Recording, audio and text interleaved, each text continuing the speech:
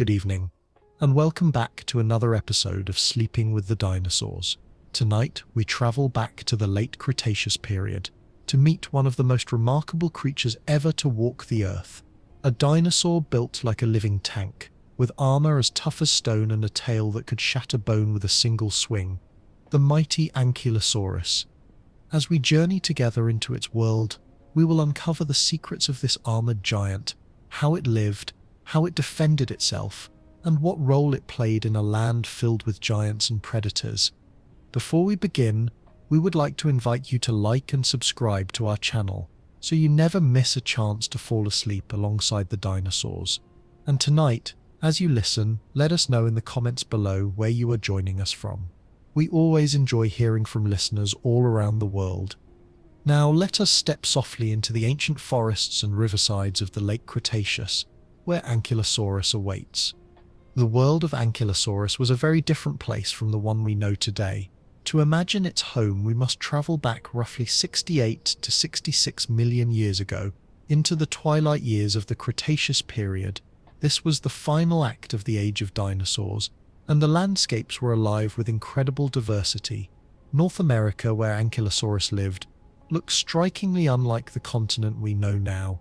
Vast inland seas carved their way through the land, splitting the region into eastern and western halves. Ankylosaurus made its home on the western side, in an environment known to paleontologists as Laramidia. Laramidia stretched from what is now Alaska in the north, all the way down to Mexico in the south, and its climates and landscapes shifted dramatically along that expanse. In the north, cool forests flourished, thick with towering conifers and sprouting ferns.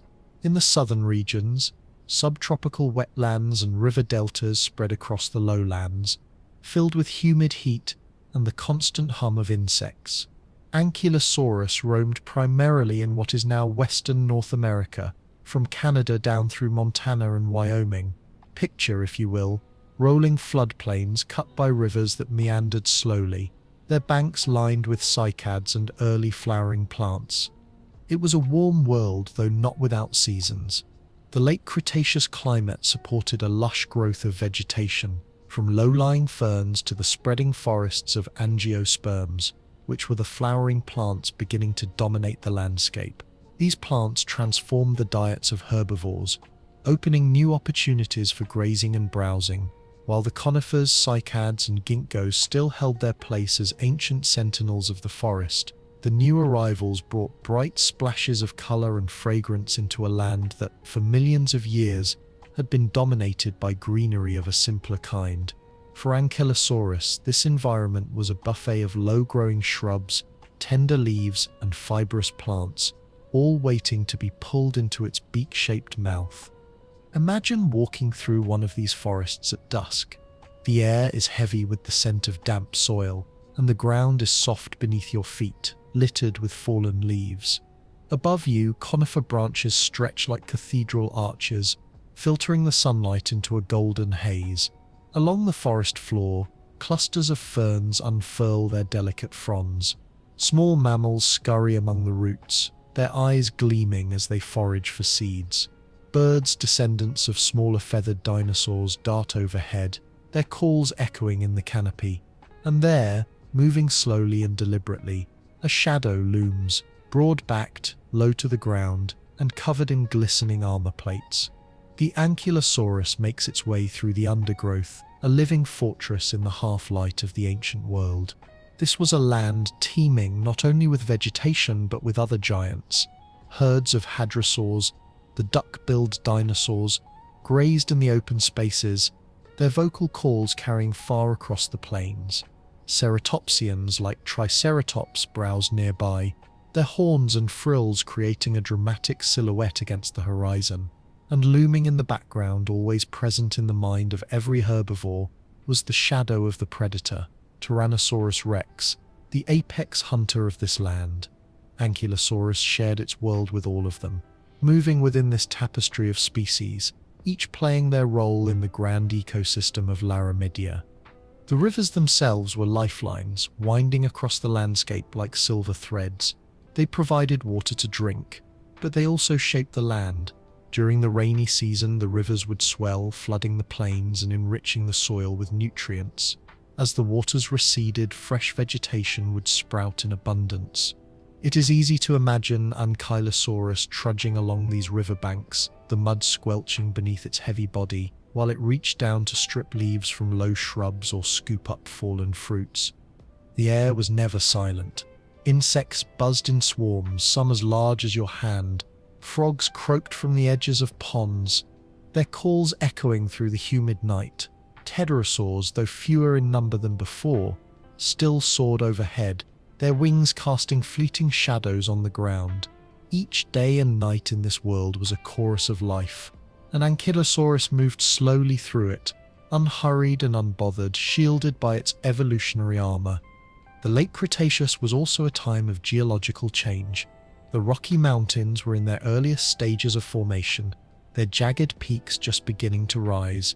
Volcanic activity shaped parts of the land, leaving behind layers of ash that, millions of years later, would preserve fossils in exquisite detail. The continents themselves were on the move, drifting slowly into the positions we recognize today. But for the Ankylosaurus, these immense changes passed unnoticed. What mattered were the daily rhythms, the rise and fall of the sun, the search for food, the constant awareness of nearby predators. When we imagine Ankylosaurus in this environment, it is important to picture not just a single armored dinosaur, but a presence woven into the larger story of its ecosystem. It was a grazer, one of many, and its body told the tale of an arms race played out over millions of years. As predators like Tyrannosaurus rex grew stronger, faster, and more cunning, herbivores like Ankylosaurus evolved their own responses, armor, weapons, and strategies for survival. Its environment shaped it as surely as its bones and plates shaped its silhouette. And though Ankylosaurus might appear sluggish, almost lumbering within the context of its world, it was perfectly suited.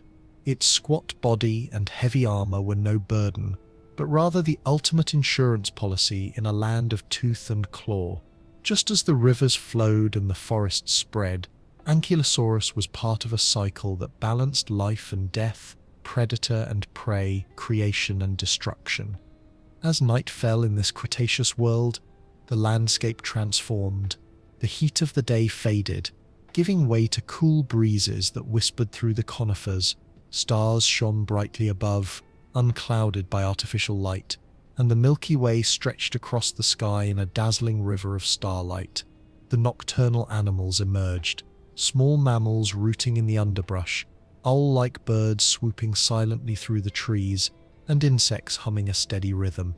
And somewhere in the darkness, the heavy steps of Ankylosaurus pressed into the soil, its silhouette blending with the shadows of the forest. Even at night, the clink of armor plates was a reminder of its formidable design, a low percussion that resonated with the heartbeat of an ancient Earth. This was the stage upon which Ankylosaurus lived out its story, a land of abundance, danger, and constant change, where the armored giant moved through time at its own steady pace. To understand the creature, we must first understand this world, lush and alive, perilous and serene, a world that shaped every detail of its existence. And with this stage set, we can now turn our gaze directly upon the Ankylosaurus itself, examining its extraordinary body and the adaptations that made it one of nature's most perfect fortresses. As dawn breaks over the ancient floodplains of Laramidia, the light spills gently across the forest canopy, turning dew-drenched leaves into glistening emeralds. Mist rises from the rivers where cool night air still lingers, curling through the branches like ethereal smoke. It is in this tender light, between darkness and day, that Ankylosaurus emerges from the shadows. The first glimpse of it is something that lingers in the mind, for few creatures in the history of Earth have embodied such a profound sense of power combined with quiet resilience.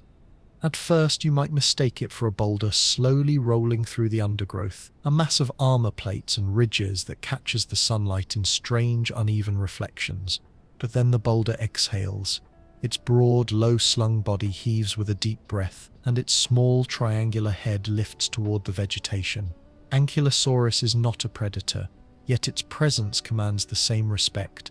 It is a fortress on legs, a living tank shaped by tens of millions of years of evolution. This dinosaur, the very name of which means fused lizard, carried a body unlike any other in its ecosystem. From nose to tail, it stretched nearly 26 feet in length, about the length of a modern school bus, and it weighed easily 6 tons or more. Yet despite this colossal size, it was surprisingly low to the ground. Its body hugged the earth, supported by 4 stout legs that spread wide beneath it. The stance gave it stability, anchoring its bulk with the steadiness of an immovable object. Every part of its design seems to whisper the same message: strength, protection, endurance. The first thing that captures the eye is the armor. Unlike the sleek scales of many other dinosaurs, Ankylosaurus's back was a mosaic of bony plates called osteoderms. These structures grew from the skin itself, much like the scutes of modern crocodiles or the dermal armor of armadillos. But in Ankylosaurus, the armor was taken to an entirely new level. Each plate was shaped differently, some broad and flat, others raised into knobs or spikes, creating a patchwork of defense that covered the creature from head to tail. These osteoderms were not just raw bone, they were capped with keratin, the same material that makes up our fingernails and the horns of a rhinoceros. In life, these keratin layers likely added thickness, sharpness, and perhaps even vivid coloration to the armor, making the Ankylosaurus both untouchable and visually striking. Running along its sides, the armor shifted into pointed spikes that projected outward, a clear deterrent to anything thinking of approaching too closely. Imagine a predator like Tyrannosaurus Rex circling this tank-like herbivore. Its enormous jaws and bone-crushing teeth might have been among the most fearsome weapons of the Cretaceous, but even it would hesitate. Every angle of the Ankylosaurus promised danger. Every attempted strike risked injury. But as imposing as its armor was, Ankylosaurus was not a creature of violence by nature. Its head, when you draw close enough to see it, is relatively small compared to its body. Its snout was blunt and ended in a narrow beak-like structure, perfectly designed for clipping low-growing vegetation. Its teeth were not the slicing daggers of carnivores, but small, leaf-shaped grinders. They were not suited for chewing in the way mammals chew today, but they were efficient enough to mash plant matter into manageable pulp. This was a creature of persistence, one that relied on quantity rather than quality in its meals, consuming large amounts of plant material and letting its digestive system do the hard work of breaking it all down. When Ankylosaurus lifts its head, you can see its eyes, small but watchful, set toward the sides of its skull. These eyes may not have offered sharp binocular vision like a predator's, but they gave the dinosaur a broad field of view. It could keep a constant lookout for danger while feeding, scanning the movement of shadows among the trees, the rustle of foliage in the wind. Its nostrils, flared slightly forward, suggest a keen sense of smell, another tool for detecting both food and threats. And then there is the tail, perhaps the most iconic part of Ankylosaurus's anatomy.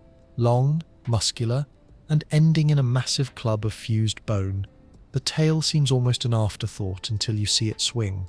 With a sudden, powerful movement, the entire appendage arcs through the air like a wrecking ball, heavy enough to shatter bone.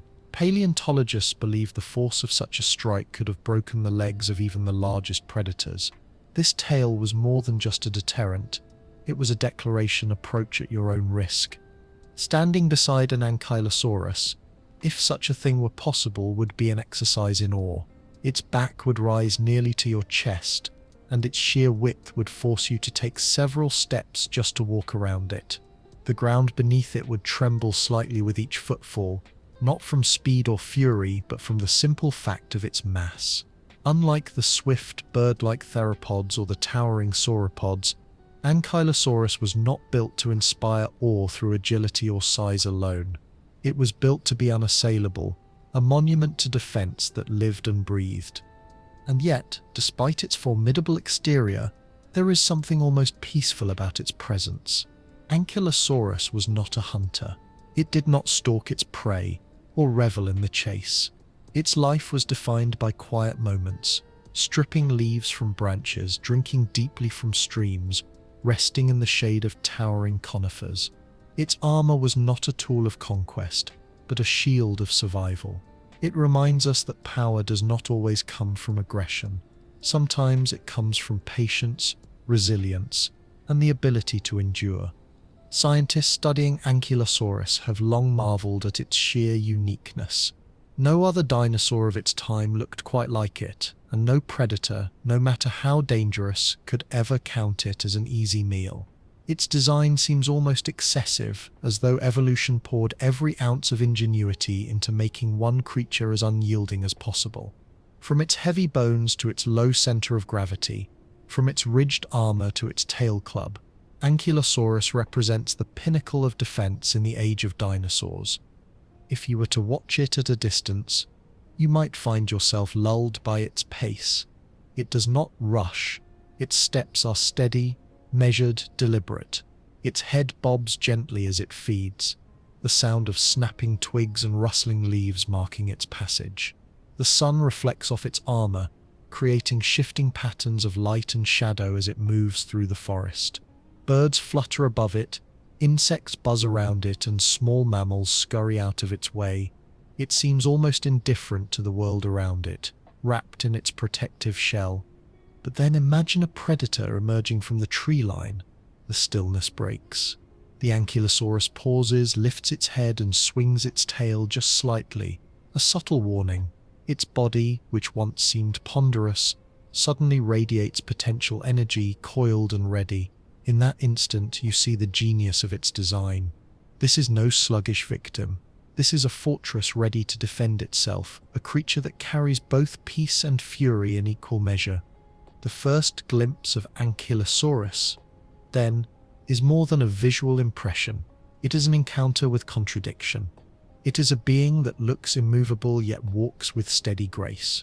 It is a creature that seems gentle in its habits yet terrifying in its defenses. It is both unassuming and unforgettable. To see it in its world is to understand that survival is not only about strength or speed, sometimes survival is about being unbreakable. And so, with this first encounter, we step closer to understanding the armored giant. We have seen the body that nature crafted into a fortress, and we have glimpsed the balance between tranquility and power that defined its existence. Now let us journey deeper, to explore the intricate details of its armor itself, the very shield that made Ankylosaurus an indomitable force in its ancient world. If Ankylosaurus could be summed up in one idea, it would be this: protection perfected. Every inch of its body was sculpted by evolution to withstand the dangers of a world ruled by predators. To understand Ankylosaurus, we must linger on its armor, that extraordinary fusion of biology and geology, a living shield that turned flesh and bone into something resembling stone. The armor of Ankylosaurus was not uniform, not a single slab encasing its body, but a remarkable patchwork of bony plates called osteoderms. These structures developed within the skin itself, growing over time to form a natural suit of armor. Some of the osteoderms were flat and wide, lying like shingles on a roof, overlapping to cover the back. Others were shaped like knobs or ridges, rising from the surface to break the silhouette of the body and ward off any predator's bite. Along the flanks and tail, some osteoderms took the form of long, sharp spikes, projecting outward like natural lances. Together they created a mosaic of protection, each piece tailored to its location, each contributing to the whole. To run your hand across the back of an Ankylosaurus, though doing so would be dangerous in itself, would be to feel a landscape of textures.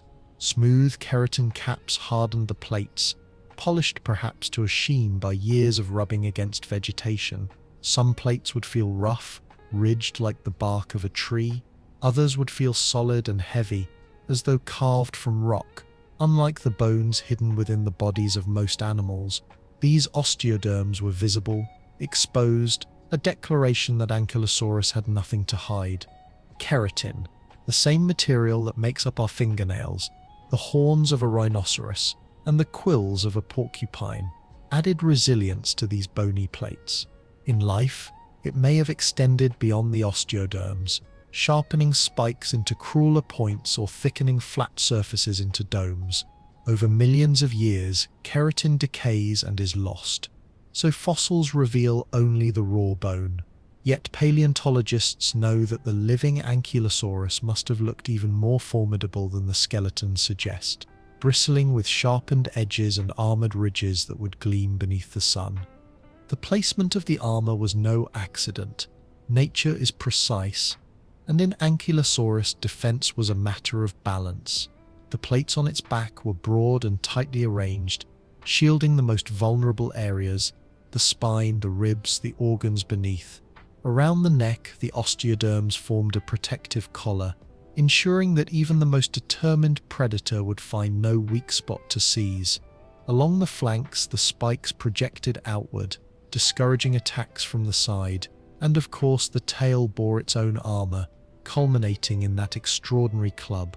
The underside of Ankylosaurus, by contrast, was largely unarmored, but this vulnerability was neutralized by the dinosaur's posture. With its body so low to the ground, few predators could ever hope to flip it over and expose its softer belly. Think of the predator that might have approached Ankylosaurus: a Tyrannosaurus rex, its jaws lined with teeth the size of bananas, each capable of crushing bone with several tons of force. For most prey, such an encounter would be fatal. But for Ankylosaurus, the outcome was different. The thick armor plates, reinforced by keratin and embedded in layers of muscle and skin, could absorb tremendous pressure. A bite might leave scars or punctures in the armor, but seldom would it breach the fortress entirely. And should the predator linger too long, the Ankylosaurus had its own weapon: the swinging tail club, a counterstrike that turned defense into offense. Paleontologists have studied the microscopic structure of these osteoderms, cutting thin slices of fossil bone to peer inside. What they have found is remarkable: a network of canals and cavities, suggesting that in life, the plates were alive with blood vessels. This means that the armor was not static, not dead weight carried like stone. It was living tissue, capable of repair and growth. When damaged, the osteoderms could heal, knitting themselves back together over time. The armor was not simply protection, it was resilience embodied. Some scientists have even suggested that the blood vessels within the osteoderms may have served another purpose: thermoregulation. Just as the plates of Stegosaurus may have helped release excess heat, so too might the osteoderms of Ankylosaurus have acted as a natural cooling system. Blood flowing close to the surface of the plates could shed heat into the air, allowing this 6-ton animal to regulate its internal temperature even under the hot Cretaceous sun. Thus, the armor may have served dual roles: shield and radiator, defense and survival. Coloration, too, is a matter of speculation, but one cannot help but imagine the patterns Ankylosaurus might have borne. Camouflage would have been valuable for an herbivore, especially one that relied on staying out of trouble as much as confronting it. Perhaps the armor was mottled in shades of brown and grey, blending seamlessly into the forest floor. Perhaps the keratin caps added contrasting stripes or spots, making the dinosaur's outline harder to discern among the shadows of cycads and conifers. Or, like some modern reptiles, perhaps there were flashes of brighter color, reds or oranges, that warned predators away. Without skin impressions, we cannot be certain, but it is likely that Ankylosaurus's armor was not only functional but visually striking.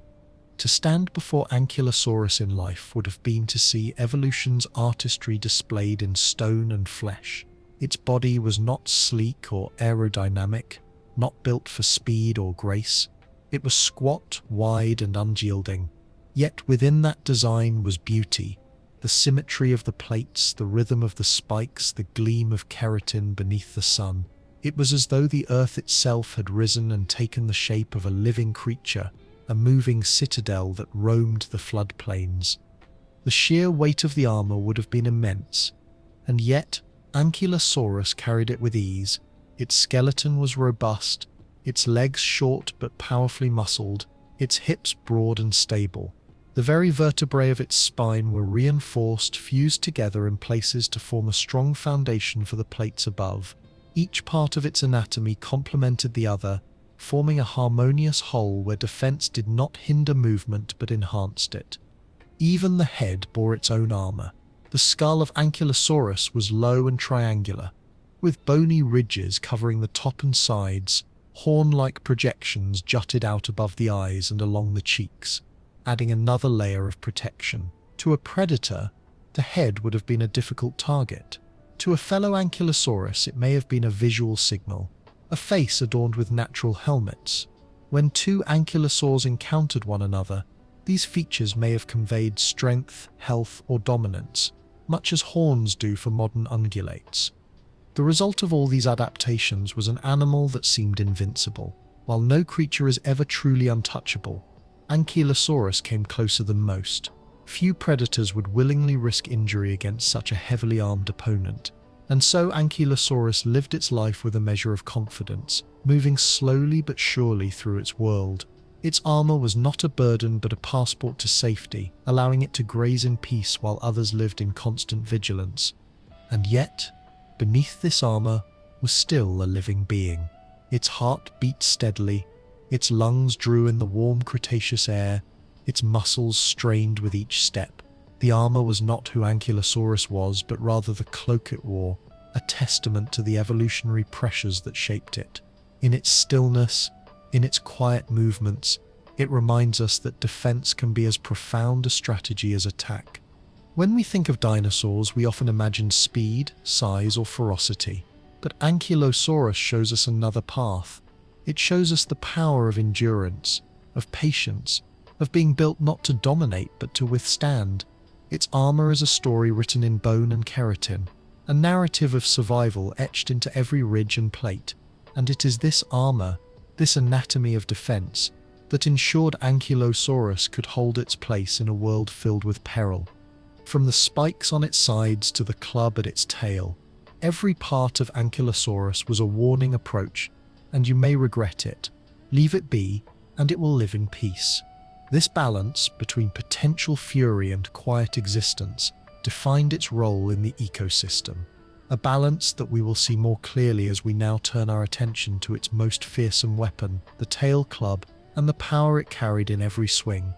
When one first beholds Ankylosaurus, the armor across its back draws immediate attention, but it is the tail, and more specifically the club at its end, that stands as the creature's most iconic and fearsome feature.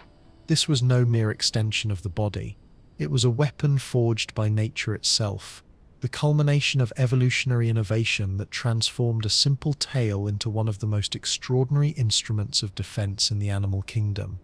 Picture the tail of Ankylosaurus as the trunk of a mighty oak tree, thick and sturdy near the base, narrowing gradually as it extends outward, and then suddenly swelling into a heavy knot of bone at its end. This knot was not a random lump, but a carefully engineered structure, the product of fused vertebrae and thick layers of ossified tissue. Paleontologists call it the tail club, and it is unlike anything seen in most other dinosaurs. In its prime, covered by keratin sheaths and powered by dense muscle, it would have been as deadly as a blacksmith's hammer. The mechanics of this tail are a marvel. Along most of the body, a dinosaur's vertebrae remain separate, allowing for flexibility. Ankylosaurus, however, sacrificed flexibility for strength in the final third of its tail. The vertebrae here were fused into rigid rods, creating a stiff handle that could transmit force directly to the club at the end. Imagine swinging a baseball bat. The power comes not only from your arms, but from the rigid connection of the bat transmitting energy from your body into the strike. Ankylosaurus's tail worked in much the same way. The stiffened vertebrae formed the bat, the muscles supplied the energy, and the club was the crushing point of impact. But how powerful was this swing? Scientists have modeled the biomechanics of Ankylosaurus's tail, using computer simulations and comparisons to modern animals. The results are staggering. Estimates suggest that the tail club could strike with enough force to shatter bone. Some paleontologists believe it could break the leg of a predator like Tyrannosaurus rex if the blow landed correctly. The impact would not simply bruise or push aside an attacker. It could cripple. A predator unable to walk or hunt would soon starve, making Ankylosaurus not only difficult prey but potentially lethal prey. The muscles required to wield such a weapon were immense. Along the base of the tail, thick bands of muscle anchored to the hips and pelvis, forming the powerhouse behind each swing. These muscles coiled and uncoiled like springs, releasing bursts of energy that sent the club arcing through the air. Unlike the tails of sauropods, which were long and whip-like, Ankylosaurus's tail was relatively short but stocky, built for concentrated force rather than speed or reach. It was a weapon of precision, meant to deliver devastating blows at close range. Imagine the scene: a Tyrannosaurus rex circles, testing this armored behemoth. Its massive jaws snap inches from the flanks of Ankylosaurus, teeth scraping against keratin and bone. The Ankylosaurus remains low, steady, its senses sharpened by the presence of danger. Then, with a sudden surge of motion, the tail swings. It moves faster than one would expect from such a bulky creature, arcing sideways in a blur of power. The club connects with a hollow, bone-crunching sound, striking the shin of the predator. The tyrant king recoils, limping, its advantage stripped away in an instant. In that moment, the balance of the encounter shifts. Ankylosaurus, though not a hunter, becomes the victor, its survival ensured by the weapon at its back. The tail club was not only a defense against predators. Some scientists propose that it may also have played a role in communication or even combat between members of the same species. Modern animals often use weapons not just against enemies but against rivals. Antlers in deer, horns in rams, tusks in elephants. Could Ankylosaurus have used its tail in ritualized combat, perhaps striking the sides of rivals to assert dominance or win mates? While direct evidence is scarce, the possibility adds another layer of intrigue. The club may have been more than a last resort. It could have been central to social behavior. Fossil evidence supports the lethality of this weapon. Some hadrosaur fossils, duck-billed dinosaurs that lived alongside Ankylosaurus, show signs of healed injuries consistent with heavy blows. These may have been accidents or conflicts, but they demonstrate the sheer destructive power that such tails could unleash. A strike to soft tissue would cause bruising and internal damage. A strike to bone could leave fractures that took weeks or months to heal. And for predators, one unlucky blow could be fatal. The tail club of Ankylosaurus was also distinct in its proportions. While many ankylosaurs, the broader family of armored dinosaurs, bore some form of tail weapon, Ankylosaurus itself carried perhaps the largest and most massive of them all. Its club was wide and bulky, shaped almost like a mallet head, and reinforced to absorb and deliver impact. Compared to its relatives such as Euoplocephalus or Pinacosaurus, Ankylosaurus was the undisputed heavyweight of tail weaponry. It is as though the evolutionary arms race had reached its climax in this single species, refining the design to its most formidable form. To appreciate the tail club fully, we must also place it in the broader context of survival. Ankylosaurus was not fast. It was not agile. If threatened, it could not sprint away like a hadrosaur or hide like a smaller creature. Its options were limited to standing its ground. In such a life, the tail club was not a luxury. It was essential. It gave the Ankylosaurus the ability to turn its back to danger and still fight, to use its very retreat as an attack. This inversion of vulnerability, making the hindquarters the most dangerous part of the body, is one of the most ingenious adaptations in all of dinosaur evolution. Close your eyes and imagine the sound. The forest is hushed for a moment as the Ankylosaurus pivots its hips, the tail cutting a low arc through ferns and undergrowth. Then impact, a deep, resonant crack that echoes through the trees, sending birds into flight and predators into retreat. That sound is the anthem of Ankylosaurus, the song of its survival. The sheer presence of such a weapon likely influenced predator behavior. Tyrannosaurus rex, though a fearless hunter, was no fool. It may have thought twice before choosing Ankylosaurus as prey. Like modern lions avoiding the most dangerous buffalo or crocodiles, ignoring the healthiest hippos, Tyrannosaurs may have learned that some meals were simply not worth the risk.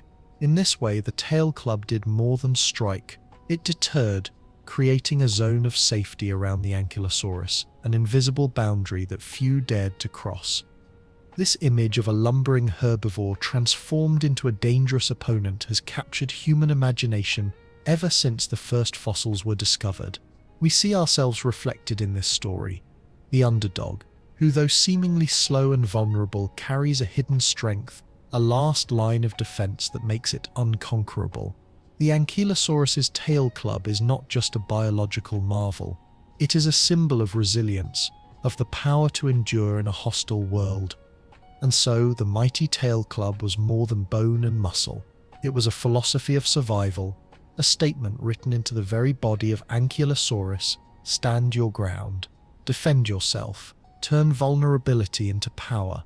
In this, Ankylosaurus reminds us that survival does not always belong to the fastest or the fiercest. Sometimes it belongs to the one who can endure, and endure with strength. With the tail explored, we now return to the quieter side of this armored giant, for even creatures of defense and power must eat, and the Ankylosaurus's story is not only one of survival but of sustenance. Let us turn then to its feeding habits, and imagine this living tank as it bent its armored head to the ground, pulling plants into its beak with a patient rhythm that sustained its colossal body. For all its armor, spikes, and the mighty club at the end of its tail, Ankylosaurus was not a creature of predation. Beneath its fortress-like appearance lay the habits of a quiet grazer, an herbivore whose life revolved around the search for plants to sustain its enormous body. To truly understand Ankylosaurus, we must imagine it not in battle, but at rest, head lowered to the ground, carefully plucking vegetation from the forest floor and riverbank shrubs. When scientists study Ankylosaurus fossils, they often begin with the skull because here lies the key to its feeding habits.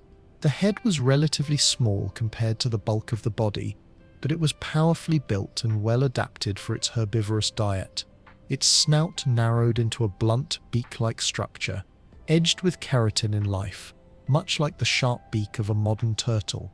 This beak acted as clippers, allowing Ankylosaurus to shear through tough plant material with surprising efficiency.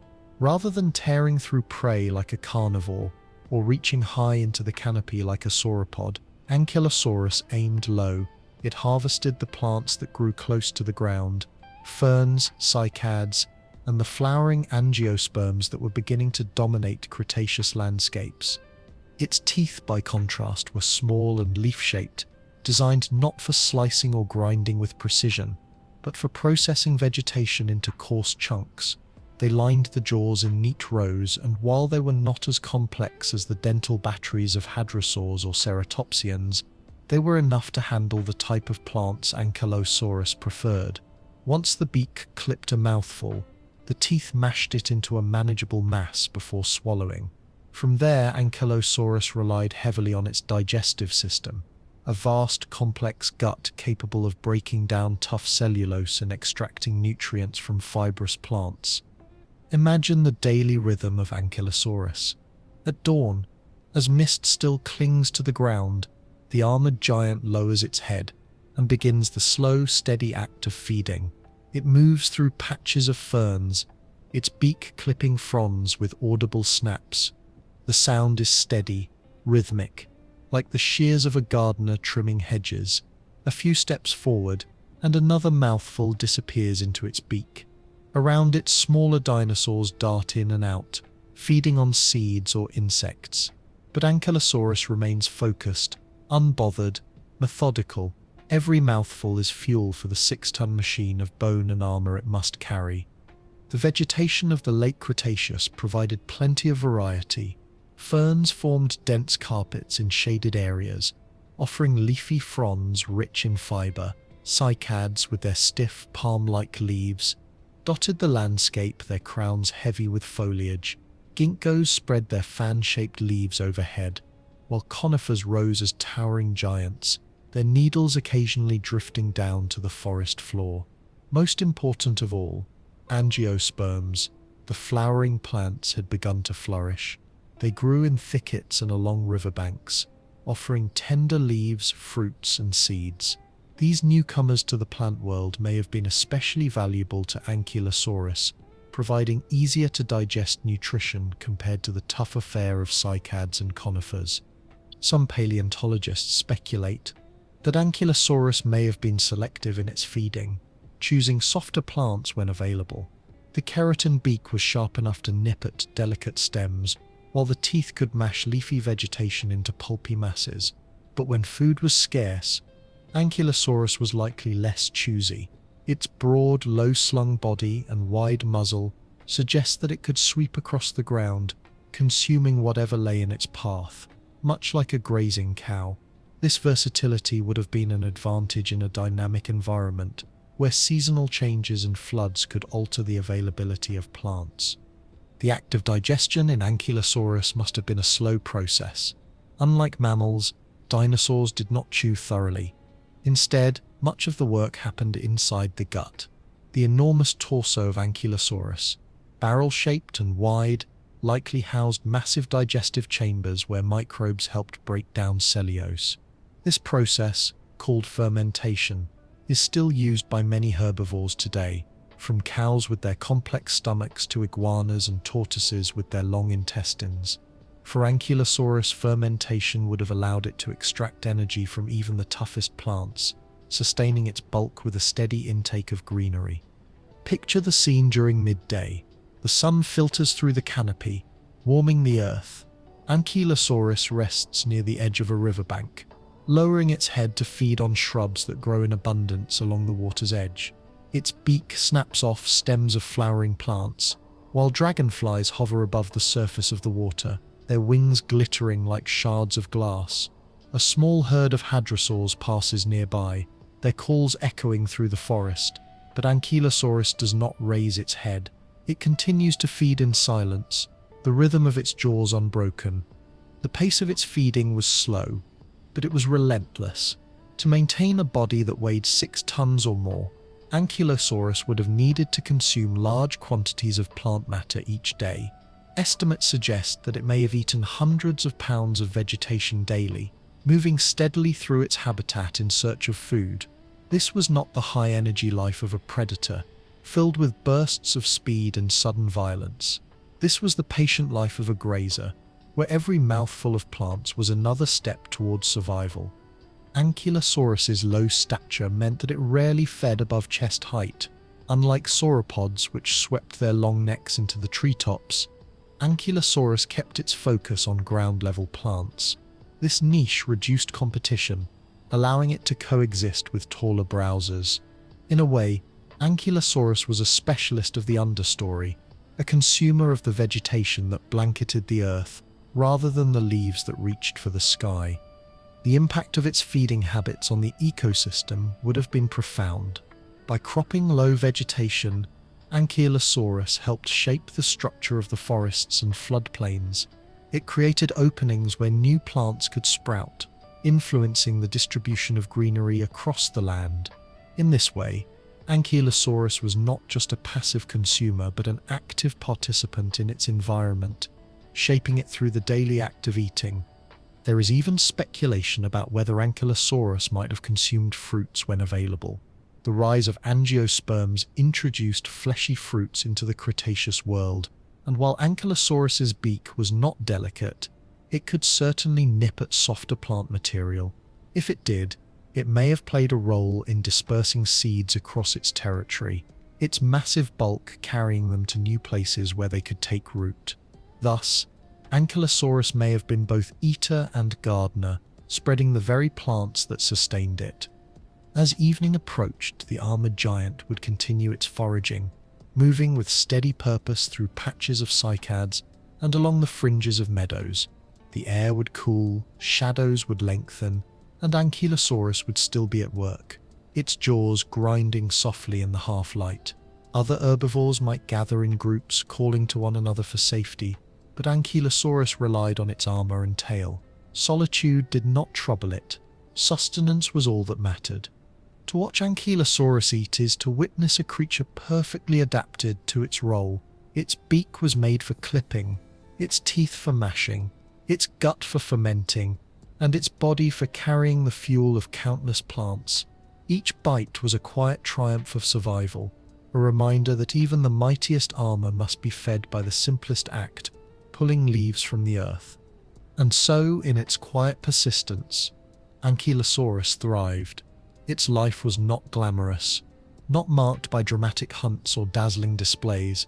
Instead, it was marked by constancy, by the patient rhythm of feeding that sustained both body and weapon alike. Its diet was the foundation of its existence, the silent engine that powered the fortress of bone and keratin. As we leave Ankylosaurus at the close of the day, still chewing thoughtfully beneath the last rays of sunlight, we see that this living tank was more than just a creature of defense. It was a grazer, a forager, a participant in the endless cycle of growth and consumption that defined the Cretaceous world, and in that quiet act of feeding, it carried the strength to endure, day after day, in a land filled with both peril and plenty. With its diet understood, we can now look more closely at how Ankylosaurus perceived the world around it. The senses it used to detect food, to recognize danger, and to survive in a landscape alive with sound, scent, and movement. To imagine the life of Ankylosaurus, we must move beyond the armor, beyond the tail club, even beyond the plants it consumed. Survival was not just about what it ate or how it defended itself. It was also about how it experienced the world. The senses of Ankylosaurus, its vision, its hearing, its ability to smell, and its awareness of its environment, shaped every decision, every step, every choice to feed or flee, to rest or fight. By peering into the fossil evidence and the logic of evolutionary design, we can begin to reconstruct how this living tank perceived its ancient world. Let us start with vision. The eyes of Ankylosaurus were small compared to its enormous body, positioned on the sides of its head rather than at the front. This arrangement gave it a wide field of view, allowing the dinosaur to scan nearly all directions without moving its head. Such a placement, common among herbivores, was an adaptation for vigilance. A predator could emerge from almost anywhere.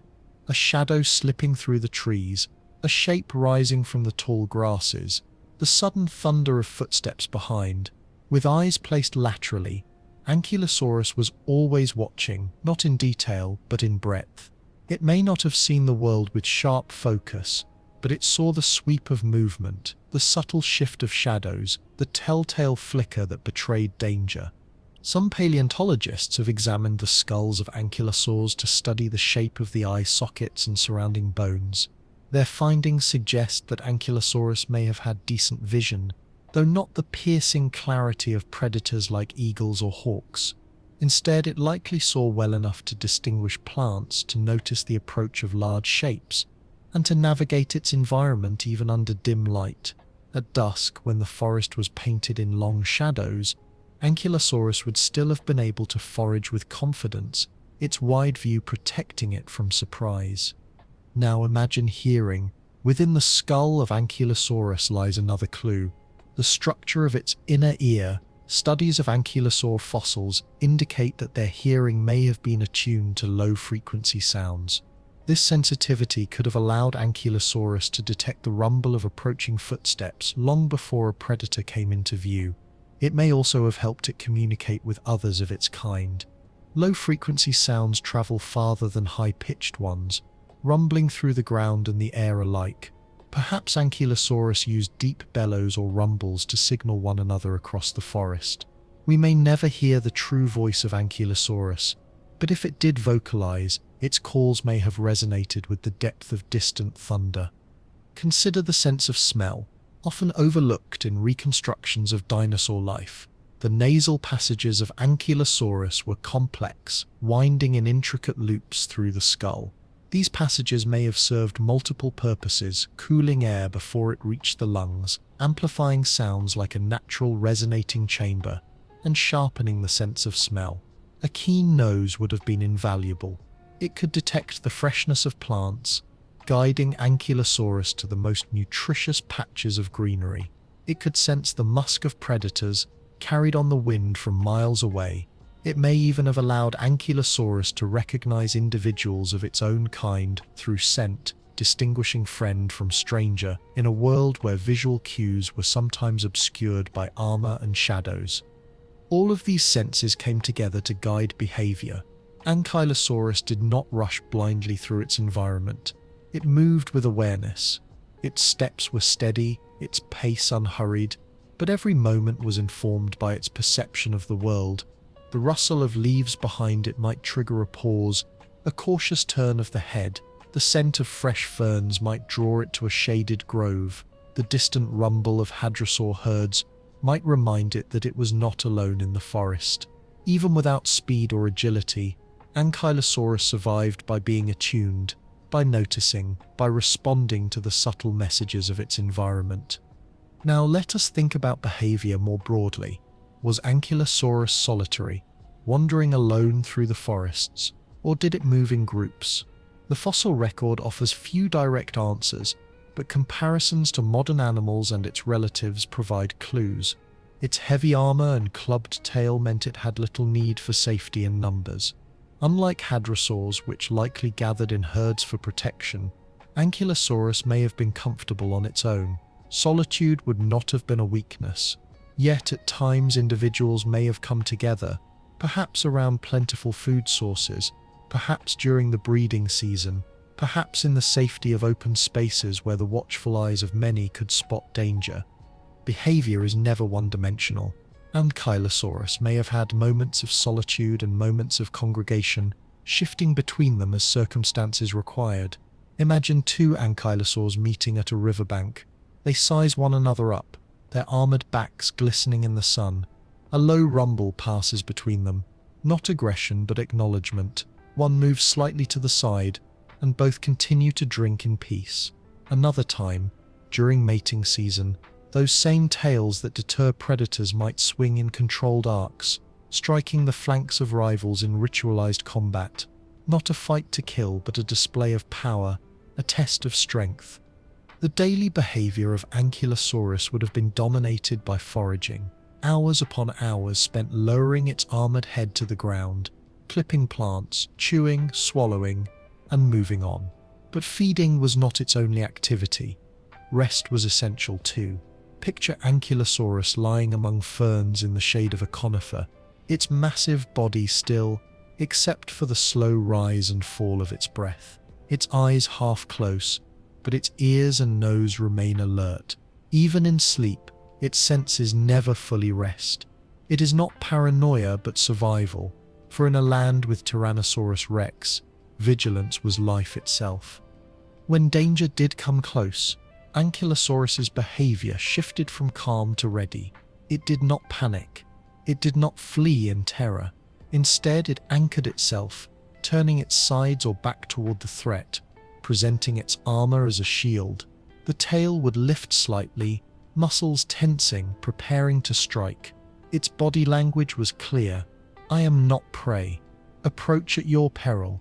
Often this display alone may have been enough. Predators, calculating the risk, would decide that easier meals awaited elsewhere. Thus, Ankylosaurus survived not through endless battles but through the silent deterrence of its behavior. Another layer of its behavior may have involved environmental awareness. The Cretaceous landscape was dynamic, with floods, fires, and seasonal shifts. Ankylosaurus would have known its territory well, the best places to find water during drought, the groves where plants sprouted most abundantly after floods, the shaded clearings where heat was bearable in summer. Its memory, its instincts, and its senses worked together to guide it across a home range that may have stretched for miles. As night fell, behavior shifted once more. Nocturnal sounds filled the forest. The chirp of insects, the croak of frogs, the distant calls of other dinosaurs. Ankylosaurus continued to feed in the darkness, guided by smell and sound more than sight. Its armor gleamed faintly under starlight, a fortress even in shadow. Some predators hunted more actively at night, but Ankylosaurus was ready. Every step, every sniff of the air, every subtle sound fed into a constant awareness. To reconstruct the senses and behavior of Ankylosaurus is to imagine not only what it looked like, but how it lived. It was not a mindless tank. It was a thinking, perceiving animal shaped by millions of years of survival. Its world was alive with signals, and it was tuned to them all: the flutter of birds above, the rustle of plants beside, the vibration of footsteps beneath. Through its senses, it navigated a dangerous world. Through its behavior, it endured. In the stillness of its life, in the patience of its foraging, in the steadiness of its defense, Ankylosaurus offers us a lesson. Strength is not only in armor or weapons, it is also in perception, in awareness, in the quiet choice to stand one's ground. And as we picture this armored giant beneath the stars of the Late Cretaceous, its senses attuned to the night, we glimpse the fullness of its existence, a creature that was both fortress and forager, both vigilant and serene. From here, having understood how Ankylosaurus sensed and responded to its environment, we can follow it more closely through the unfolding rhythm of its days, tracing the details of its daily life and the quiet power that marked its every step.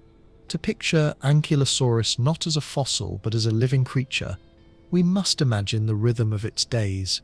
This armored giant did not rush, did not lunge, did not leap. Its life was measured, deliberate, steady, and patient. A life lived at the pace of survival.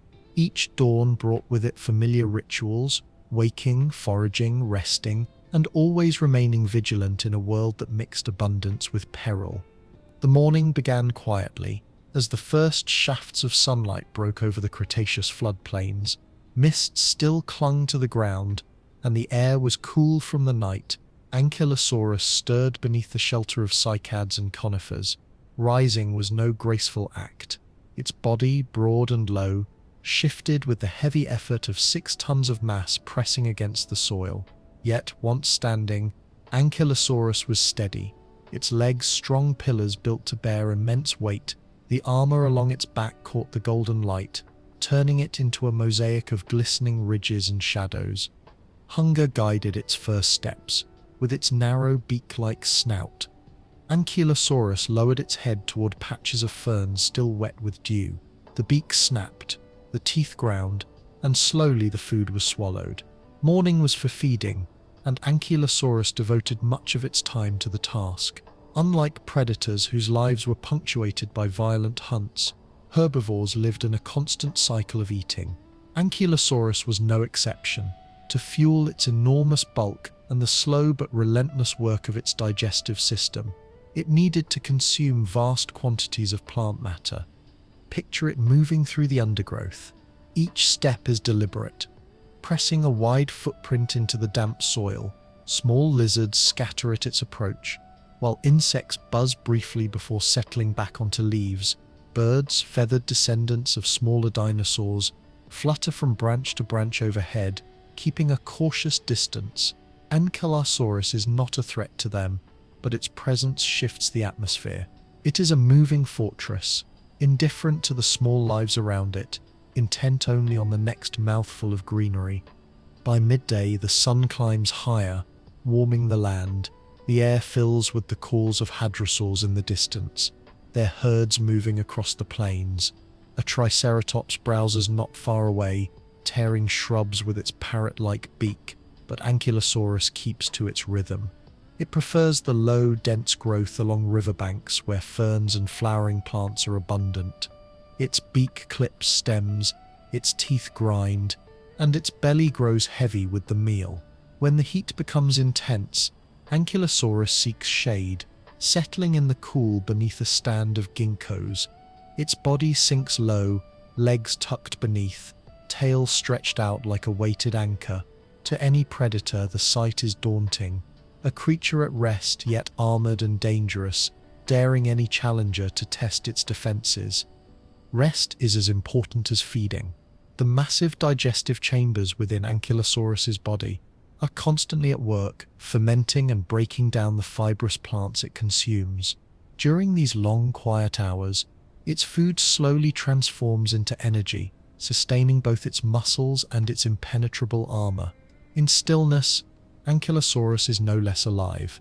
Its senses remain sharp, the subtle flick of its nostrils as it catches the faint scent of distant carrion, the twitch of its ears at the call of a bird, the small adjustment of its head as it notices movement in the shadows. Afternoons bring another round of foraging. Ankylosaurus does not waste energy on unnecessary journeys. It follows familiar paths to feeding sites, moving with slow persistence. Occasionally, it enters open meadows where cycads grow in abundance. Here, the sunlight spills across its armored back, casting long shadows that exaggerate the spikes along its flanks. Its presence is a reminder that even in broad daylight, danger lingers. Tyrannosaurus rex prowls these same plains, its hunting strategy guided by patience and power. Yet, Ankylosaurus does not panic. Its confidence lies in its defenses. It grazes steadily, knowing that few predators will risk the consequences of a tail strike. Behavior in these daylight hours is not only about feeding. Sometimes, Ankylosaurus lingers near riverbanks to drink, lowering its head to the water's surface. Ripples spread outward as its beak touches the stream, and small fish dart away from the disturbance. The water cools its throat, refreshing after hours of foraging. At other times, Ankylosaurus may pause in shallow mud, its heavy feet sinking slightly as it wallows.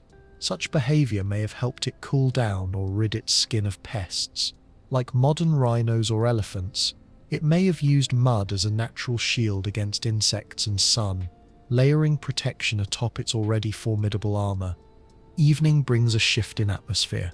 The sun lowers, shadows stretch long, and the forest fills with new sounds. Crickets chirp, frogs croak, and the first calls of nocturnal creatures rise from the underbrush. Ankylosaurus continues to forage, but its senses sharpen. This is the time when predators stir. A rustle in the distance might be nothing more than a hadrosaur, but it could also be the careful step of a Tyrannosaurus rex moving through the shadows. Ankylosaurus lifts its head more often, sniffing the air, ears alert. Its tail sways slowly behind, a pendulum of potential force. If danger approaches too closely, Ankylosaurus's behavior changes. It does not flee. It cannot match the speed of a predator. Instead, it shifts its body, turning its sides or back toward the threat. The armor plates glisten faintly in the fading light, and the tail lifts just slightly, warning of the strike it can unleash. Many times, this display alone is enough. A predator weighs the risks and chooses another target.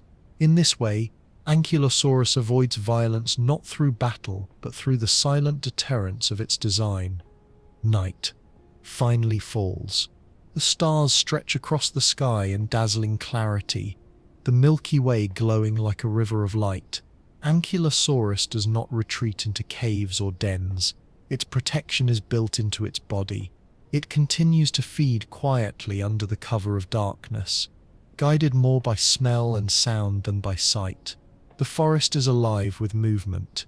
Small mammals scurrying in the leaf litter, owls swooping in silence, insects thrumming a steady rhythm. Through it all, Ankylosaurus persists, a steady presence beneath the stars. When the armored giant finally rests, it does so in open spaces or beneath broad trees, lowering its massive body slowly to the ground. Sleep comes lightly, never fully abandoning vigilance. The world is too dangerous for deep slumber. Yet, with its armor pressed firmly against the earth and its tail curled like a guardian's staff, Ankylosaurus is as safe as any creature could be in the Cretaceous. The daily life of Ankylosaurus, then, was not dramatic. It was not marked by spectacular chases or sudden bursts of violence. It was marked by constancy, the rhythm of foraging, resting, drinking, and warding off danger. And within that rhythm lies the secret of its success. Survival is not always about conquest. Sometimes survival is about patience, about enduring day after day in a dangerous world. Ankylosaurus lived such a life, its armored body carrying it through the cycles of dawn and dusk, season after season, until the end of its kind. When we imagine its days, we see not only a dinosaur but a way of life. We see the balance between strength and peace, between defense and stillness. we see a creature perfectly suited to its role, a guardian of itself, moving at the slow and steady pace of time. And as we step from the rhythm of its daily life, we begin to ask a deeper question. Did Ankylosaurus live alone in these quiet cycles, or did it sometimes share its world with others of its kind? To answer this, we must look closer at the possibility of social bonds and solitary wandering, and what those choices meant for the armored giant's place in its world. One of the great mysteries of Ankylosaurus is not only what it looked like or how it defended itself, but how it lived among others of its kind. Was this armored giant a solitary wanderer, trundling alone through the floodplains of Laramidia, its heavy footsteps echoing without company? Or did it, at least on occasion, gather with others, forming loose groups that shared territory, food, and perhaps even a sense of protection? The fossil record leaves us with only fragments of answers, yet through careful reasoning and comparisons with both extinct relatives and living animals, we can begin to imagine what social life or solitary existence might have meant for Ankylosaurus.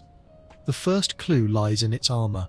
A creature so heavily defended, bristling with plates and spikes and wielding a tail club capable of shattering bone, did not depend on safety in numbers.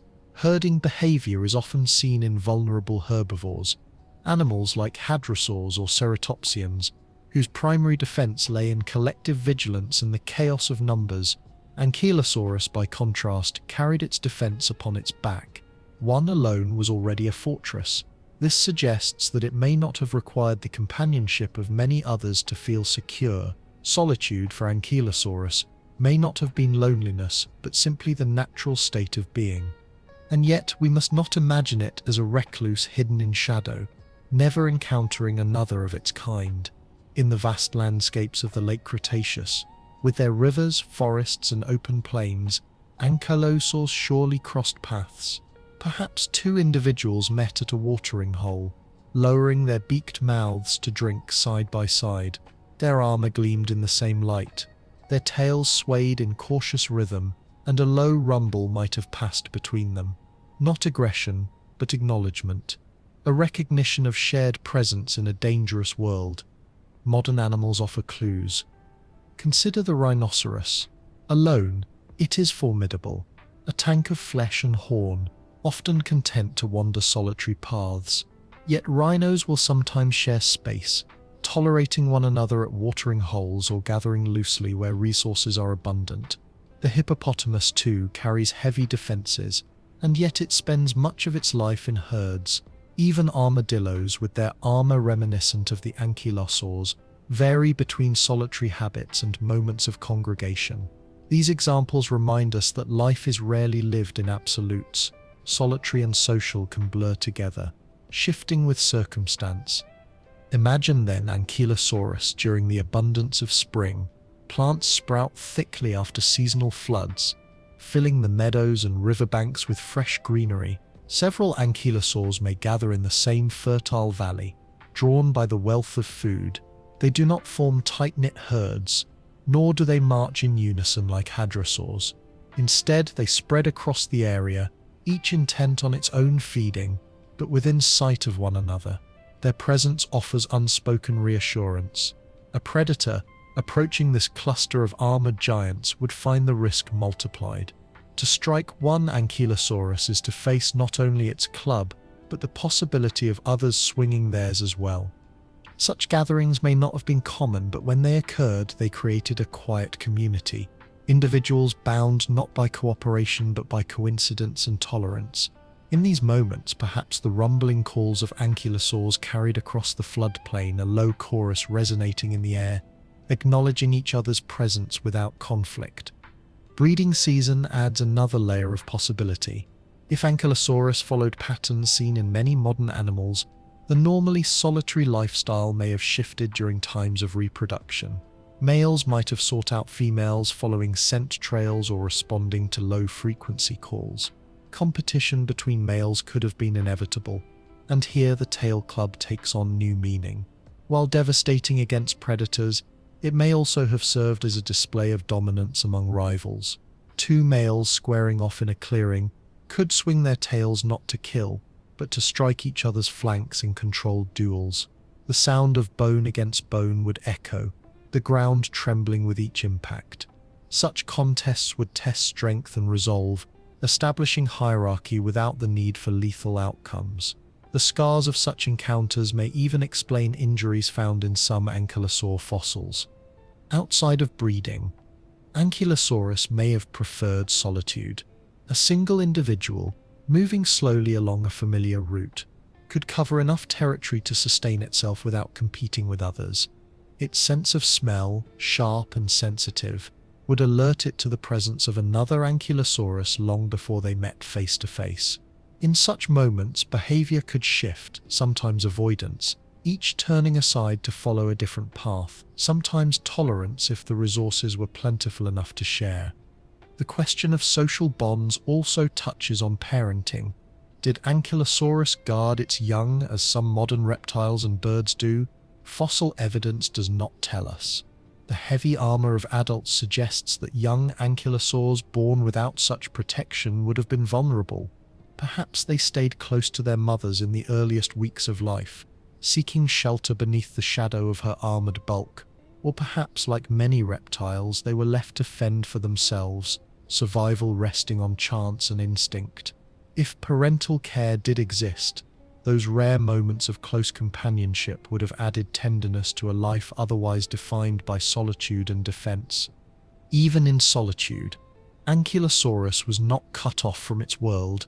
It lived within a vast community of species, hadrosaurs grazing in great herds, triceratops moving cautiously with their young, Tyrannosaurus stalking the edges of the forest, smaller theropods darting between shadows. Every step Ankylosaurus took was part of this larger mosaic. Solitary it may have been, but isolated it was not.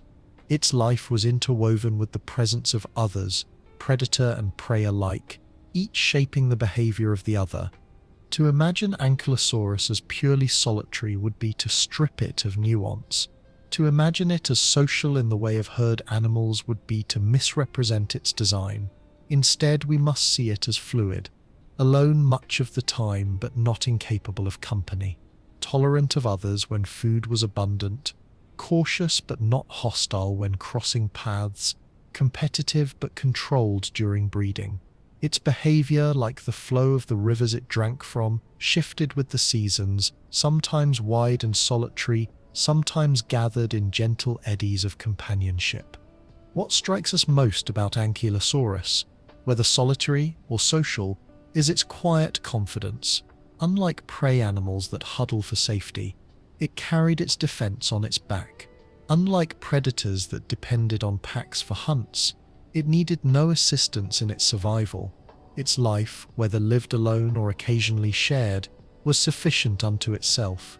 The question of social or solitary, then, is not merely about numbers, it is about the way Ankylosaurus stood in the world, as an individual fortress, yet always a part of the greater tapestry of life. As night descends once more, imagine a single Ankylosaurus moving beneath the stars, alone yet not lonely, its heavy tail swaying gently behind, its nose guiding it toward a patch of fragrant ferns. In the distance, another armored giant grazes along the riverbank, their low calls occasionally answering each other across the darkened plain. They will not approach closely, nor will they clash. Their lives overlap just enough to remind us that solitude and companionship are not opposites, but two parts of the same existence. And so, whether Ankylosaurus lived primarily alone or sometimes in the company of others, it thrived. Solitude gave it independence. Tolerance gave it flexibility. Together, these shaped the life of a dinosaur that stood as both fortress and wanderer. With this understanding, we can now turn to the other side of the equation, the forces that threatened Ankylosaurus. For even the strongest fortress faced challenges. Predators roamed the land, and while few dared to attack such a heavily armored foe, encounters with them were inevitable. To glimpse the full drama of Ankylosaurus's life, we must now imagine its confrontations with the giants that stalked its world. Every creature, no matter how well defended, exists within a web of relationships. Ankylosaurus, with its armor and mighty tail, was no exception. Though it carried the appearance of invulnerability, it lived in a land where apex predators reigned, and survival was not always guaranteed. To understand Ankylosaurus fully, we must imagine the balance of threat and defense, the encounters between predator and prey that shaped its world. The greatest threat to Ankylosaurus was undoubtedly Tyrannosaurus rex, towering over the floodplains, weighing nearly as much as Ankylosaurus itself, but standing taller and faster. The Tyrant King was an apex hunter at the very end of the Cretaceous. Its jaws were among the most powerful in history, capable of crushing bone with tens of thousands of pounds of force. Its teeth, some more than a foot long, curved backward like serrated daggers. To most herbivores, the approach of a tyrannosaur spelled doom, but Ankylosaurus was different. It was a challenge, a gamble, a living fortress that even Tyrannosaurus approached with caution. Picture such an encounter. The sun is low, shadows stretch across the land, and Ankylosaurus moves slowly through a stand of cycads, grazing with its armored head bowed. The ground trembles faintly as a predator approaches. Tyrannosaurus emerges, its massive skull swaying slightly as it studies the armored shape before it. Ankylosaurus pauses, senses sharpening. The air carries the predator's scent, a musky, pungent warning that danger is near. Slowly, Ankylosaurus pivots, turning its broad side toward the threat. The tail lifts, swaying like a pendulum, heavy with promise. The message is clear: come closer, and you may pay a terrible price. For Tyrannosaurus, the decision is not simple. The hadrosaur herd would be easier prey, their long legs ill-suited for defense once cornered. A juvenile triceratops might provide meat without the danger of horns and frills, but Ankylosaurus, this is a risk. A strike from its tail could shatter a shin or cripple a foot. An injured predator, even one as mighty as Tyrannosaurus, would struggle to survive in the brutal Cretaceous. Hunger drives the Tyrant King forward, but caution whispers restraint. Perhaps it faints, testing the Ankylosaurus, snapping its jaws near the armor plates, watching for weakness.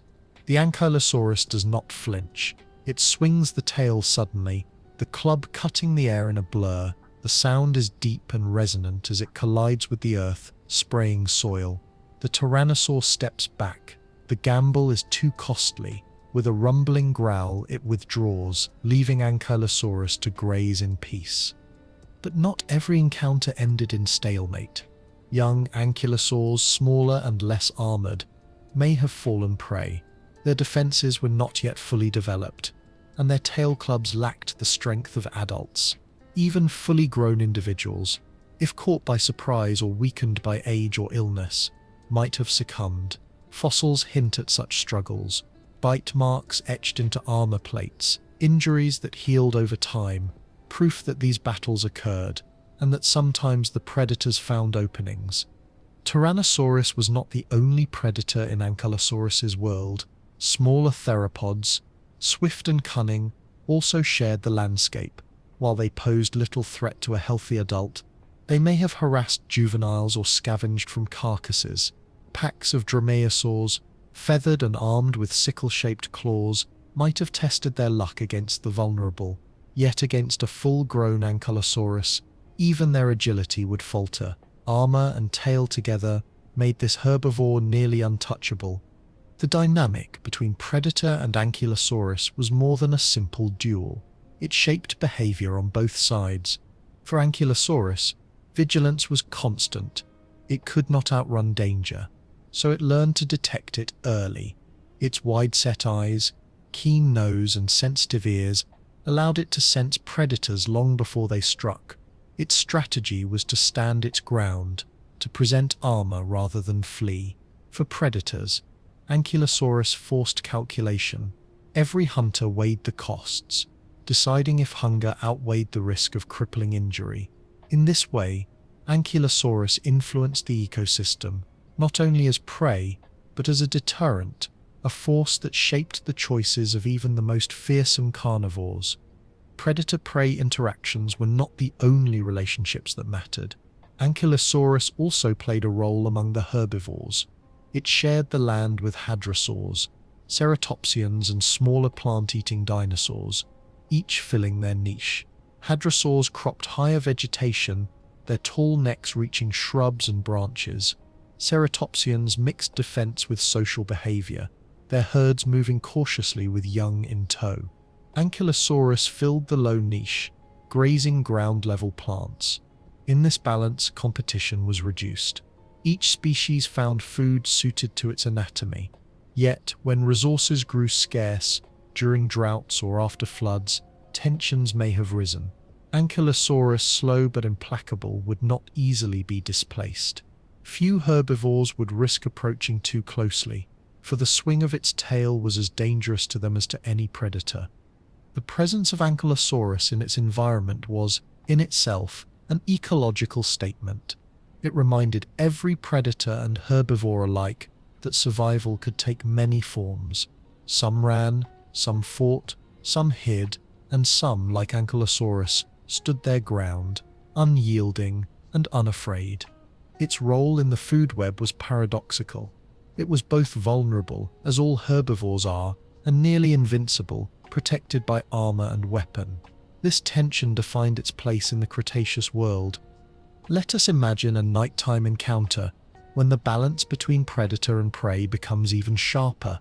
The forest is cloaked in darkness, stars glimmering overhead, and Ankylosaurus moves slowly among the shadows, feeding on cycads. A faint vibration reaches its senses, the approach of a hunter. Tyrannosaurus slips through the night, its massive frame moving with surprising silence. Ankylosaurus halts, ears flicking, nostrils flaring. The predator lunges. In that moment, the air explodes with motion. The Ankylosaurus swings its tail, the club colliding with the tyrant's shin. A crack resounds, birds scatter from trees, and the predator roars in pain. Perhaps it retreats, limping into the dark. Perhaps it presses on, driven by hunger, forcing a battle that will leave scars on both. In either case, the encounter defines the night. Predator and prey locked in a timeless contest of risk and resilience. These struggles were not constant. Most days, Ankylosaurus lived in peace, foraging and resting, unchallenged by predators, but the possibility of attack was always present, shaping its behavior and sharpening its senses. It was this tension, the knowledge that safety could never be taken for granted. To modern eyes, Ankylosaurus may appear almost invulnerable, but nature offers no absolutes. Its armor could be breached, its defenses circumvented. Predators could succeed, especially against the young, the old, or the weak. Yet, in most encounters, Ankylosaurus had the advantage. Its armor and club made it not an easy meal, but a dangerous gamble, and so predator and prey maintained their uneasy dance, each shaping the other across countless generations. In the end, this relationship defined Ankylosaurus's place in the world. It was prey, yes, but prey that could fight back, prey that could injure, even kill, those who hunted it, prey that carried the power to deter predators before the chase even began. Few animals in Earth's history embodied this paradox so perfectly. Ankylosaurus was both target and fortress, both vulnerable and indomitable. And so, when we picture the armored giant in its Cretaceous home, we must see it not only as a solitary grazer, but as a participant in the eternal struggle between hunter and hunted. Its story was not one of endless battles, but of constant readiness, the quiet vigilance that made survival possible in a world where predators ruled. From here, our view of Ankylosaurus expands beyond the predator-prey dynamic. It was not the only armored dinosaur, nor the only one to wield such defenses. To truly understand its uniqueness, we must look outward, comparing it with its relatives across time and space, and see how this lineage of living fortresses spread across the globe. To truly appreciate Ankylosaurus, we must step back and see it as part of a much larger story, a family of dinosaurs united by their extraordinary armor, yet diverse in form, size, and habitat. Ankylosaurus was not an isolated marvel. It was the pinnacle of a lineage that stretched across continents and millions of years, a lineage of living fortresses known as the Ankylosaurs. The family divides into two main branches, the Nodosauridae and the Ankylosauridae. The Nodosaurs were armored, but lacked the signature tail club. They bore long shoulder spikes and heavy plates, relying on passive defense rather than active weaponry. The Ankylosaurids, by contrast, developed the iconic tail clubs, transforming defense into deterrence and offense. Ankylosaurus belonged to this latter branch, and within it, it grew to be the most massive and heavily armed of them all. Let us first consider its close relatives, those that shared the hallmark of the tail club.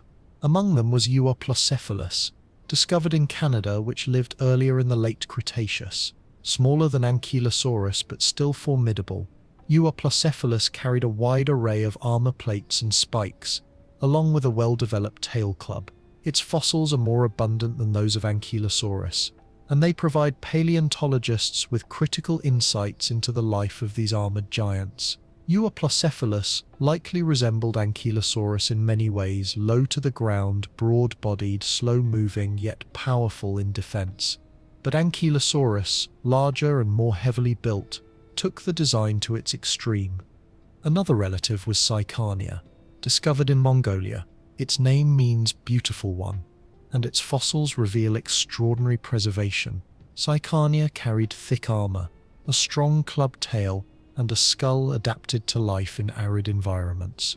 Unlike Ankylosaurus, which roamed the lush floodplains of North America, Sycania lived in desert-like regions, where it may have survived on tougher, drier vegetation.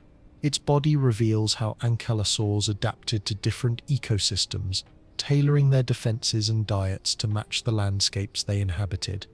There was also Pinacosaurus, smaller and lighter but no less fascinating. Found in Asia, Pinacosaurus may have lived in groups, as multiple juveniles have been discovered together. This hints at a possible social structure, at least in the younger stages of life. Its tail club was present but not as massive as that of Ankylosaurus, suggesting a balance between mobility and defense. Further afield, the Nodosaurs represented another branch of this lineage.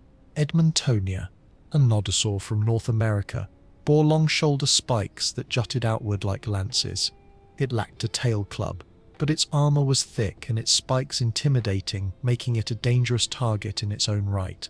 Where Ankylosaurus relied on active strikes with its tail, Edmontonia relied on presenting an impenetrable wall of spikes and plates. The sheer diversity of these armored dinosaurs shows us that evolution experimented with many variations of the same theme. Some bore spikes, some clubs, some both, some lived in forests, others in deserts, others on floodplains, yet all shared the same fundamental idea: survival through defense. In a world dominated by predators of astonishing power, armor was their answer. What sets Ankylosaurus apart, however, is scale. It was the largest and most heavily built of its kind, stretching over 25 feet in length and weighing more than 6 tons. Its tail club was enormous, its armor extensive, its bulk unmatched. If we imagine the Ankylosaur family as an evolutionary experiment, Ankylosaurus was the final, perfected model, the ultimate fortress, the living tank made real. The global spread of Ankylosaurs tells another story. Fossils have been found in North America, Asia, Europe, and even Antarctica. This wide distribution shows that the lineage was both adaptable and successful. Wherever they lived, they carried their armor with them, modifying it to suit the threats and resources of each environment. In Asia, species like Tarkia and Sycania thrived in arid regions. In North America, giants like Ankylosaurus and Euoplocephalus patrolled the floodplains. In Europe, smaller ankylosaurs like Struthiosaurus crept through ancient forests. The common thread across them all was resilience. The similarities to modern animals are striking. Just as armadillos, pangolins, turtles, and crocodiles have evolved armor independently, so too did the ankylosaurs refine their defenses across time and space. Nature repeatedly finds value in the idea of armor, and in Ankylosaurus that idea reached one of its most dramatic expressions. We can imagine a scene where multiple species of ankylosaurs coexisted, each filling a slightly different niche. A Euoplocephalus grazes along the edge of a forest, its smaller frame making it more agile in dense vegetation. A Pinacosaurus, younger and lighter, moves in a small group across the open plain, and then the Ankylosaurus itself, larger, slower, but unassailable, strides through the floodplain, the ground trembling beneath its feet. Each is a variation on the same theme, yet each unique in design. What bound them all together was the predator-prey dynamic. These creatures did not evolve in a vacuum. Their armor was a response to the teeth and claws of theropods. In North America, tyrannosaurs loomed as constant threats. In Asia, predators like Tarbosaurus played the same role. Across continents, the predators drove the arms race, and the ankylosaurs answered with armor, spikes, and clubs. In Ankylosaurus, that answer became definitive. The relationships among these relatives also remind us of the limitations of the fossil record. Ankylosaurus itself is known from incomplete remains, fragments of skulls, armor plates, and tail clubs. Many reconstructions borrow details from its relatives, especially Euoplocephalus, whose fossils are more complete. In a sense, to understand Ankylosaurus, we must look not only at its own bones, but at the broader family. Its relatives fill in the gaps, painting a fuller picture of what this armored lineage achieved. The ankylosaurs as a whole tell us something profound about evolution. They were not the fastest or the tallest. They did not dominate through aggression or cunning. They thrived because they turned survival into endurance, because they embodied the idea that to withstand is sometimes more powerful than to attack. Ankylosaurus, the largest and most advanced of them all, stood as the culmination of that philosophy. Close your eyes and picture the scene. A Cretaceous floodplain, alive with life. Hadrosaurs graze in herds, Triceratops browses among shrubs, and predators stalk the edges. Among them, Ankylosaurus moves slowly, unhurried, its relatives spread across distant lands, each bearing their own version of the fortress. Together they form a lineage that stood firm in the face of peril, a lineage that survived not through speed, but through patience and resilience. And so, by studying Ankylosaurus alongside its relatives, we see not just one dinosaur but a family of survivors. Each carried the mark of defense, each added a chapter to the story, and each shows us that in evolution, strength takes many forms. Ankylosaurus was the mightiest of them all, but it was part of something greater, a legacy of armor that spread across the globe. From here, our journey shifts again. We have traced Ankylosaurus through its body, its senses, its diet, and its family. Now we turn to the story written not in living flesh, but in stone. Fossils, the fragments of ancient lives, are our windows into this world. To understand Ankylosaurus fully, we must follow the fossil trail, from the first discoveries to the puzzles that still challenge scientists today. Every story we tell about dinosaurs begins not in the flesh, but in stone. Ankylosaurus, like all the giants of its age, comes to us through fragments buried in the earth, uncovered by human hands millions of years later. Its story is written in fossils, armor plates scattered in the soil, fragments of skulls encased in rock, and the mighty clubs of tails preserved as though frozen mid-swing. To trace the fossil trail of Ankylosaurus is to step into both the world of paleontology and the deep time of the Cretaceous, where patience, persistence, and luck all play their part.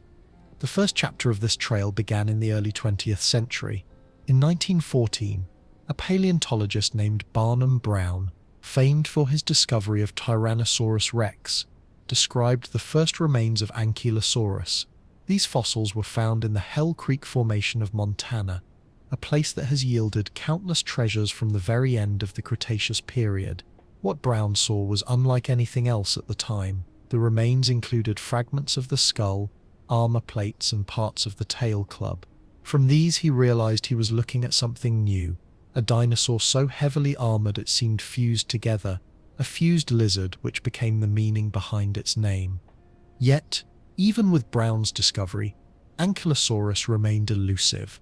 Unlike hadrosaurs or ceratopsians, whose fossils often appear in greater abundance, Ankylosaurus is known from only a handful of specimens. This scarcity is both frustrating and tantalizing.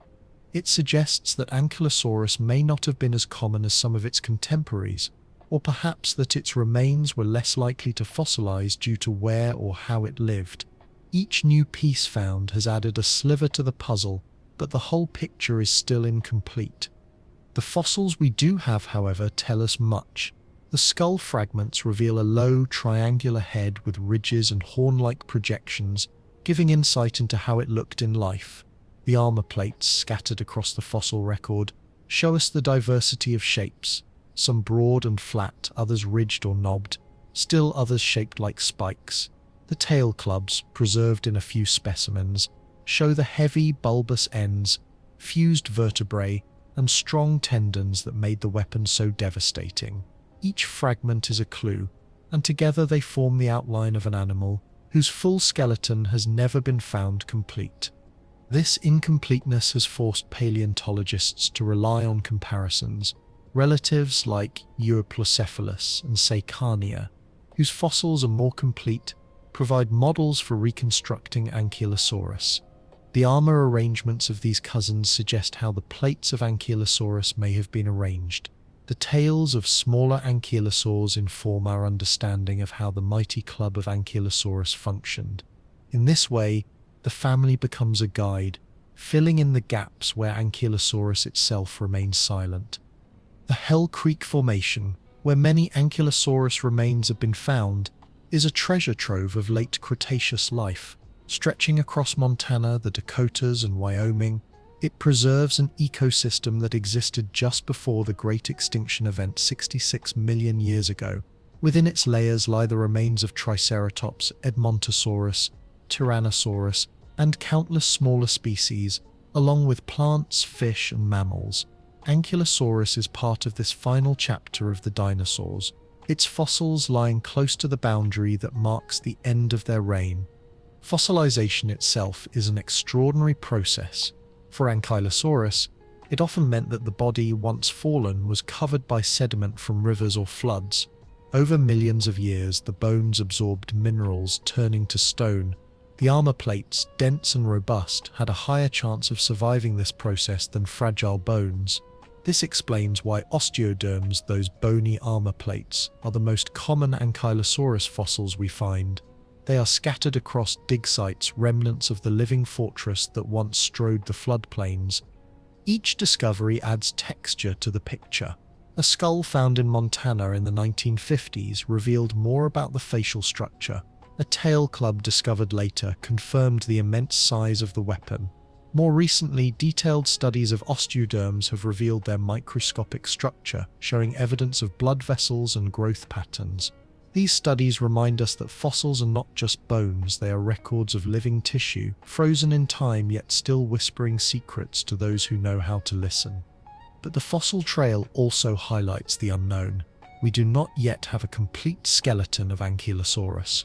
Its exact posture, the full arrangement of its armor, and even details of its size remain partly speculative. Reconstructions in museums, while striking, are mosaics of evidence and inference.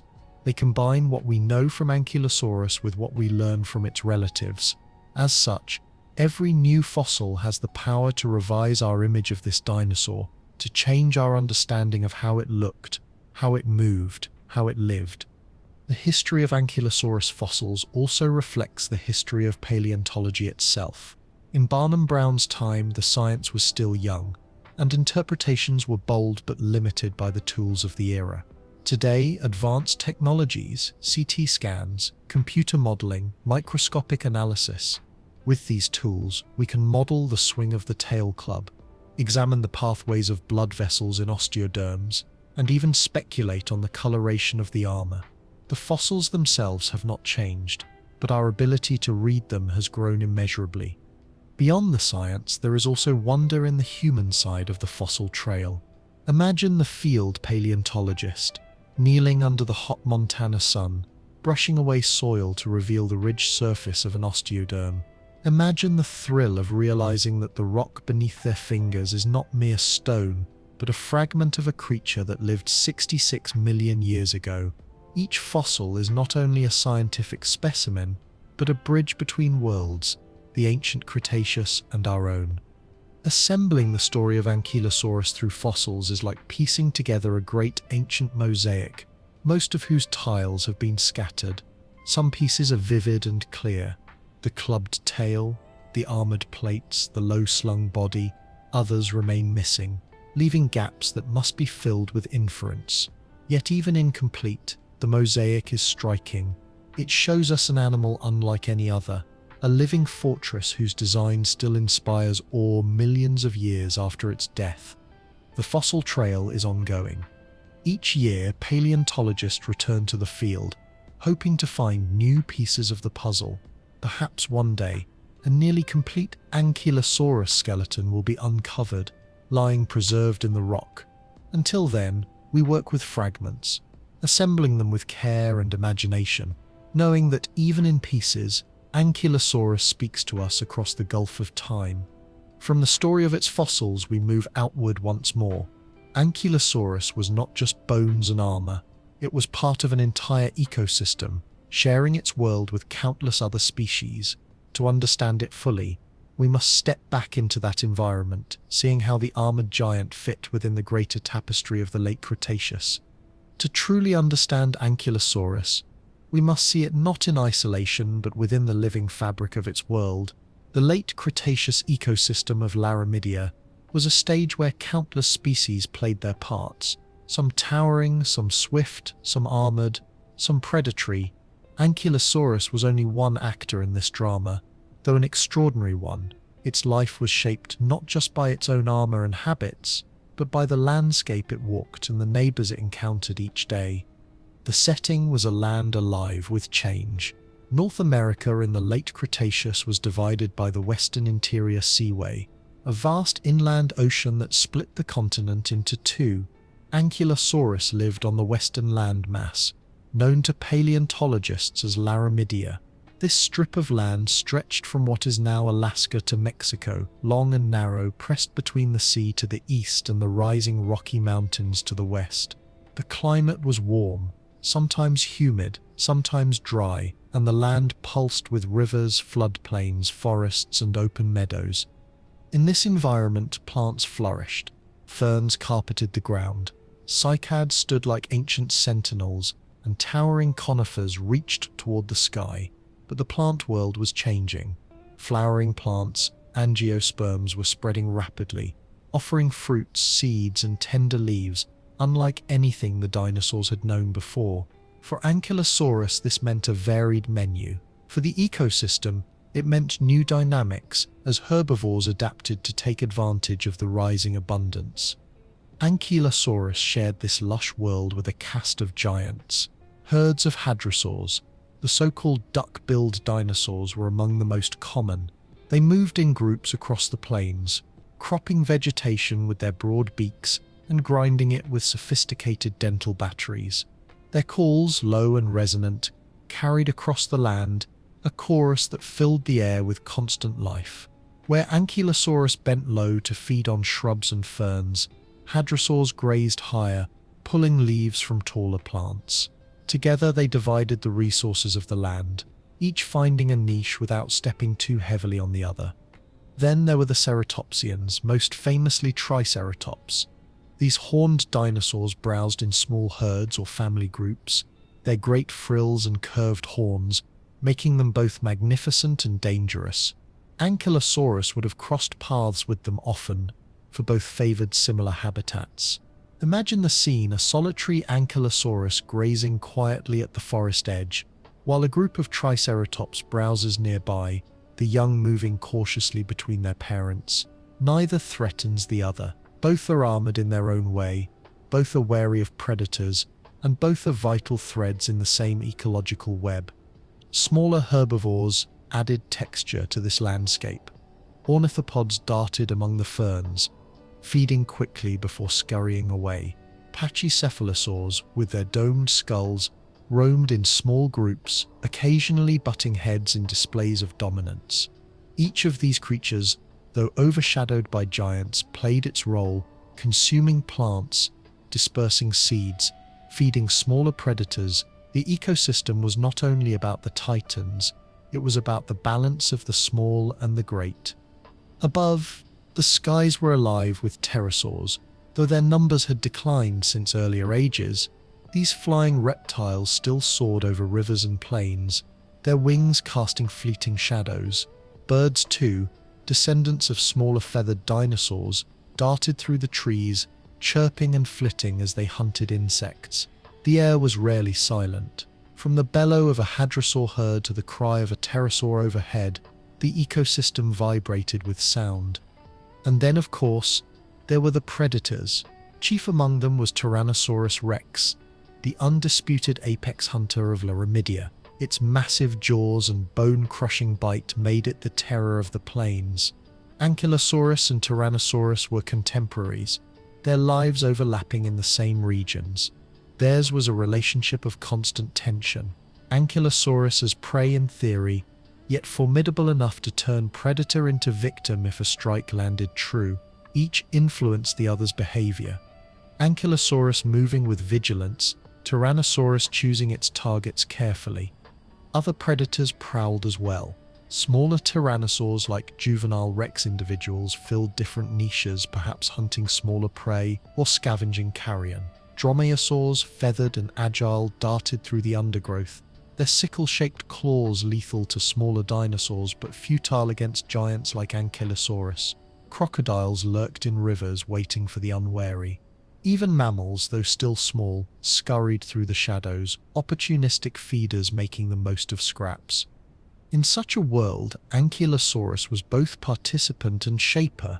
By grazing on low vegetation, it influenced plant growth, opening spaces for new plants to sprout. By deterring predators, it altered hunting strategies, forcing even the mighty Tyrannosaurus to weigh its options. By simply existing, it was part of the rhythm of the land, as essential as the rivers that carved the plains or the trees that shaded the meadows. The ecosystem was dynamic, always in flux. Seasonal floods swept across the plains, depositing new layers of silt, nourishing fresh growth.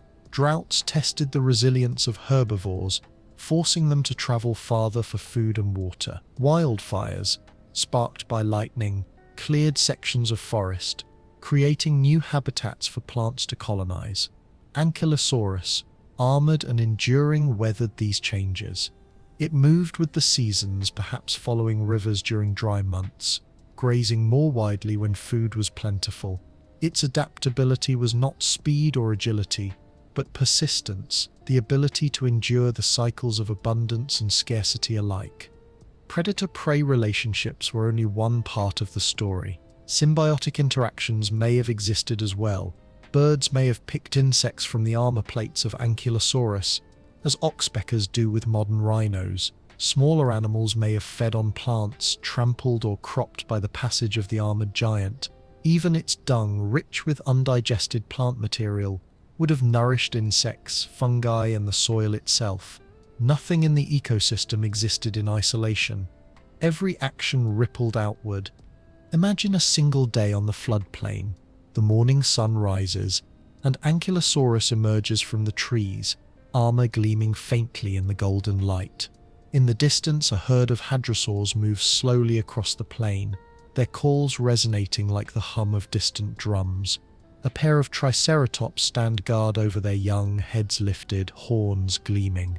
Above, pterosaurs glide on warm currents of air, their shadows skimming the river below. And then, on the horizon, a Tyrannosaurus appears, its massive silhouette unmistakable. The herd stiffens, the ceratopsians form a defensive circle, but Ankylosaurus does not flee. It turns its body slightly, presenting its armor, tail swaying low and deliberate. The predator weighs the risk, perhaps roaring in frustration before turning toward easier prey. The ecosystem holds its balance, each species playing its part in the eternal dance. In many ways, Ankylosaurus was the quiet strength of this world. It was not loud like the calling hadrosaurs, nor dramatic like the charging Triceratops, nor terrifying like the stalking Tyrannosaur. It was steady. It was presence itself, moving through the land with patience, enduring where others might fall. Its ecosystem was not only about conflict, but about coexistence, about the balance of roles that allowed life to flourish. To see Ankylosaurus in its ecosystem is to see the interconnectedness of all things: the plants it ate, the predators it deterred, the companions it tolerated, the landscapes it traversed. All of these threads wove together into the fabric of its life. And within that fabric, Ankylosaurus was both fortress and gardener, both consumer and shaper, both individual and part of a greater whole. From this grand ecosystem filled with plants, predators, and companions, we return to the realm of science itself. For while much has been revealed through fossils and reconstructions, much about Ankylosaurus remains uncertain. To move forward, we must embrace not only what we know, but what we do not know. The questions that linger, the mysteries that still drive paleontologists to search for answers in the stone. Every fossil we unearth tells us something about Ankylosaurus, yet the truth is that much of its life remains veiled in mystery. We know it wore armor, we know it carried a clubbed tail, and we know it lived in the final years of the Cretaceous. But when we try to picture its daily habits in detail, its colors, or even how it truly looked in full, we step into the realm of speculation. Science provides the framework, but imagination, tempered by evidence, helps us fill in the gaps. One of the most tantalizing mysteries is color. Fossils can preserve bones, armor plates, and sometimes impressions of skin, but Ankylosaurus has yet to yield such soft tissue detail. What color was this living tank? Some scientists speculate that it may have been camouflaged, its armor mottled in shades of brown, gray, or green to blend with the forest floor. Others wonder if it bore patterns, stripes, or spots that broke up its outline, making it harder for predators to see. There is even the possibility that its keratin caps shone with hues we cannot imagine, perhaps dull reds or yellows, like the horns of modern animals. Until evidence appears, we can only guess, guided by the logic of survival. Behavior is another puzzle. Did Ankylosaurus live entirely alone, or did it sometimes tolerate the company of others? We can compare it to modern armored animals like rhinos, which are mostly solitary, or armadillos, which range from solitary to social depending on the species. Fossils rarely preserve behavior, so we look instead at indirect evidence.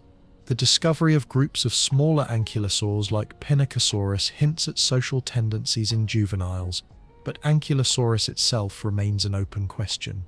Perhaps it was mostly solitary, coming together only during breeding seasons or at water sources. Even its weapon, the tail club, invites speculation. We know it could break bone, but how often was it used? Was it primarily a deterrent, swung only when absolutely necessary, or did Ankylosaurus wield it frequently, even against rivals of its own kind? Some scientists imagine dramatic battles between males, tail clubs colliding with resounding cracks as they fought for dominance. Others think the risk of injury may have limited such combat, reserving the weapon mainly for defense. Without living witnesses, we can only model possibilities and test them against the fossil record. The physiology of Ankylosaurus also raises questions. Its massive body required enormous energy, yet its teeth were small and relatively simple.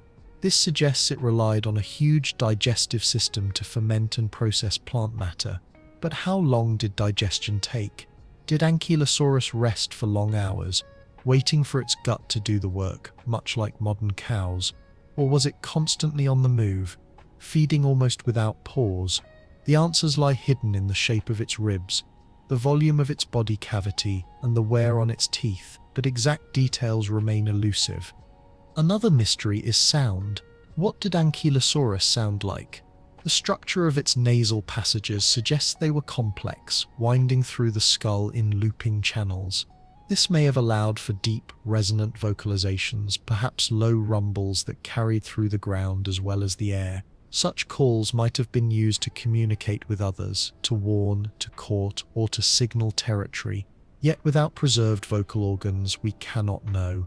We can only imagine the deep bass tones of Ankylosaurus echoing across the floodplains, a voice as steady and immovable as its armored form. Speculation also extends to its role in the ecosystem. Did Ankylosaurus alter the landscape as it fed? Its heavy body and wide feet may have trampled vegetation, opening paths through the forest. Its constant grazing could have shaped the growth of plants, encouraging some while suppressing others. Perhaps it even dispersed seeds in its dung, unknowingly planting the next generation of angiosperms. These small interactions ripple outward, and though difficult to prove, they remind us that even the most solitary animal influences the world around it. And then there is the question of extinction. Ankylosaurus lived right up to the end of the Cretaceous, disappearing in the Great Extinction Event 66 million years ago. The asteroid impact in what is now the Yucatan Peninsula changed everything: firestorms, darkness, cooling, and the collapse of ecosystems. Ankylosaurus, with all its armor and resilience, could not survive. Why not? Perhaps the loss of plants starved it. Perhaps the disruption of habitats forced it into conflict with predators more desperate than ever. Its armor could protect against teeth, but not against global catastrophe. In this, Ankylosaurus reminds us that no defense is absolute, and even the most invincible-seeming species are vulnerable to the forces of change.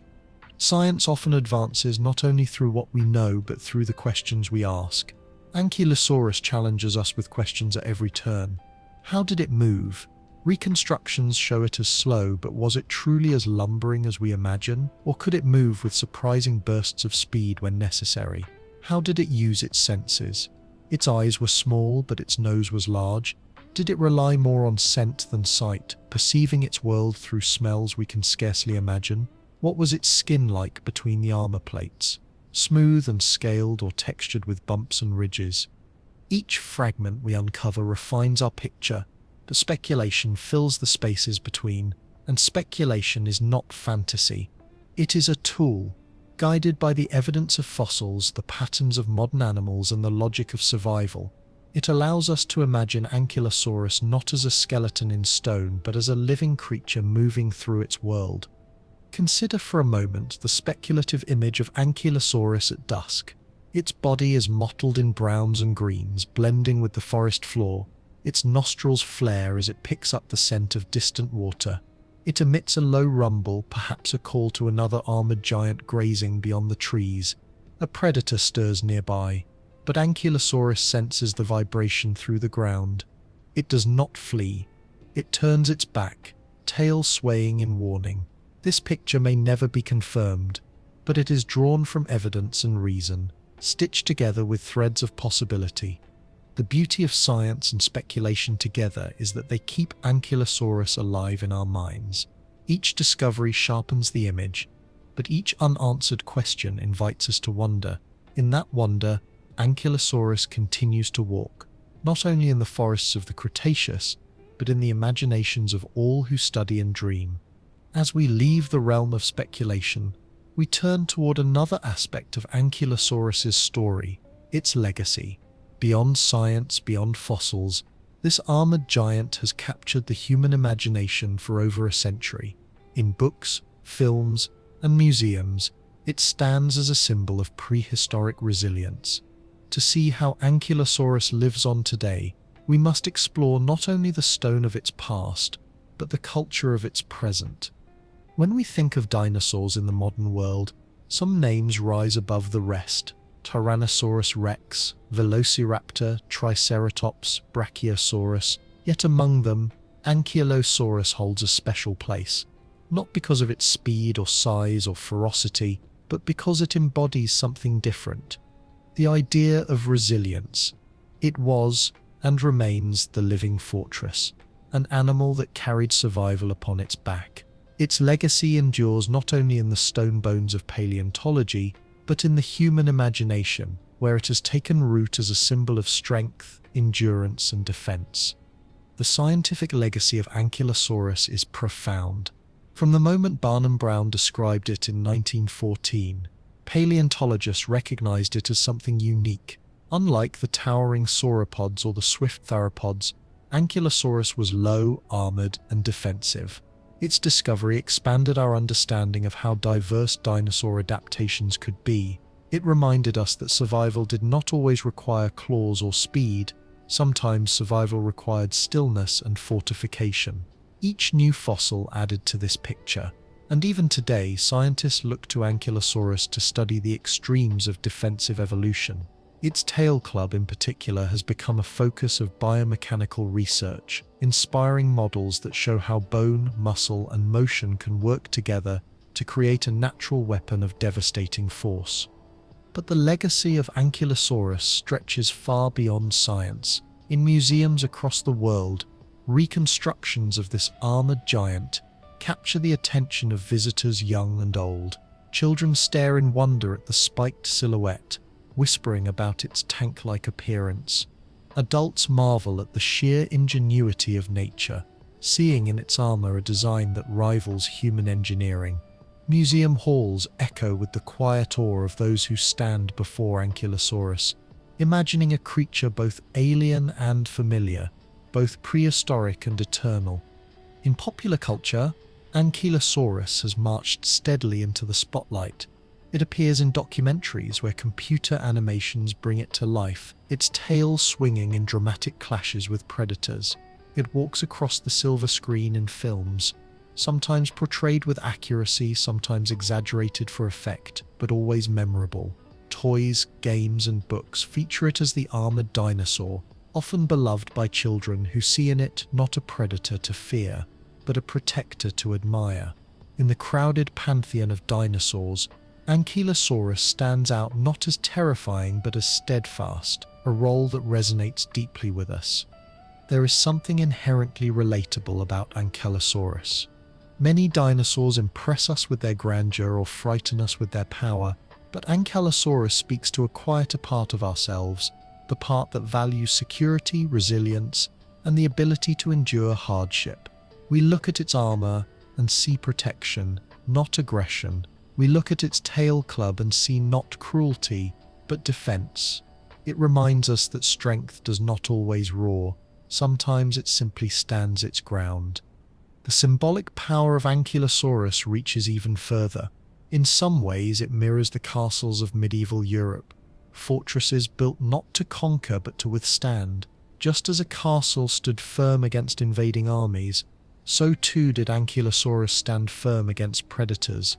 This parallel has given rise to nicknames like the living tank or the armored fortress, phrases that stick in the mind because they capture its essence so clearly. In a world where metaphors of strength are prized, Ankylosaurus becomes more than a dinosaur, it becomes a symbol. Speculation about its legacy also touches on imagination itself. When people picture dinosaurs, many think of the terrifying chase, a predator racing after prey, teeth flashing, claws extended. But Ankylosaurus shifts the narrative. It invites us to imagine a world where survival is quiet, where power is measured not in speed but in stillness, not in predation but in patience. This broadens our view of what dinosaurs were, reminding us that the age of dinosaurs was not only about ferocity, but also about endurance, balance, and design. In education, Ankylosaurus plays a vital role as an ambassador of diversity in evolution. Teachers and communicators often highlight it to show that dinosaurs were not all the same, that while some reached to the skies and others hunted with speed, still others armored themselves against the dangers of their world. In this way, Ankylosaurus helps dismantle the stereotype of dinosaurs as simple giant lizards and replaces it with a richer, more nuanced view of life in the Mesozoic. The legacy extends into art and storytelling. Illustrators paint Ankylosaurus under ancient skies, its silhouette glowing in the light of dawn. Writers describe its battles with predators, its steady marches across floodplains, its quiet strength. In fantasy and science fiction, creatures inspired by Ankylosaurus appear as armored beasts or guardians, their design echoing the real dinosaur that once lived. Even in cultures where dinosaurs are woven into myth, The idea of an armored giant recalls the essence of Ankylosaurus. Beyond culture and symbolism, there is also the legacy of awe. When we stand before a fossilized tail club, when we trace the ridges of an osteoderm in a museum display, we connect not only with Ankylosaurus, but with time itself. We touch a fragment of a world long gone, yet one that still shapes our imagination. That connection is perhaps the greatest legacy of all, the reminder that we are part of a story millions of years in the making, and that creatures like Ankylosaurus still walk with us in memory and wonder. Imagine for a moment the legacy Ankylosaurus might leave if it were alive today. Picture it moving through a wildlife reserve, its armored back glinting in the sunlight, tourists watching in hushed silence. It would be celebrated not for its ferocity, but for its resilience. Conservationists would marvel at its adaptations, engineers might study its armor for inspiration, and artists would fill sketchbooks with its spiked silhouette. Though it vanished 66 million years ago, its presence still inspires such imaginings, reminding us of what has been lost and what endures in the human mind. The legacy of Ankylosaurus is also a legacy of humility. Its armor did not protect it from the asteroid impact that ended the age of dinosaurs. It could withstand predators but not planetary catastrophe. In this, we are reminded that strength, no matter how great, has limits. Yet even in extinction, the Ankylosaurus endures not in flesh but in stone, in science, in culture, and in the imagination of every person who looks upon its armored form and wonders. So when we speak of Ankylosaurus today, we speak not only of a dinosaur, we speak of a symbol of endurance.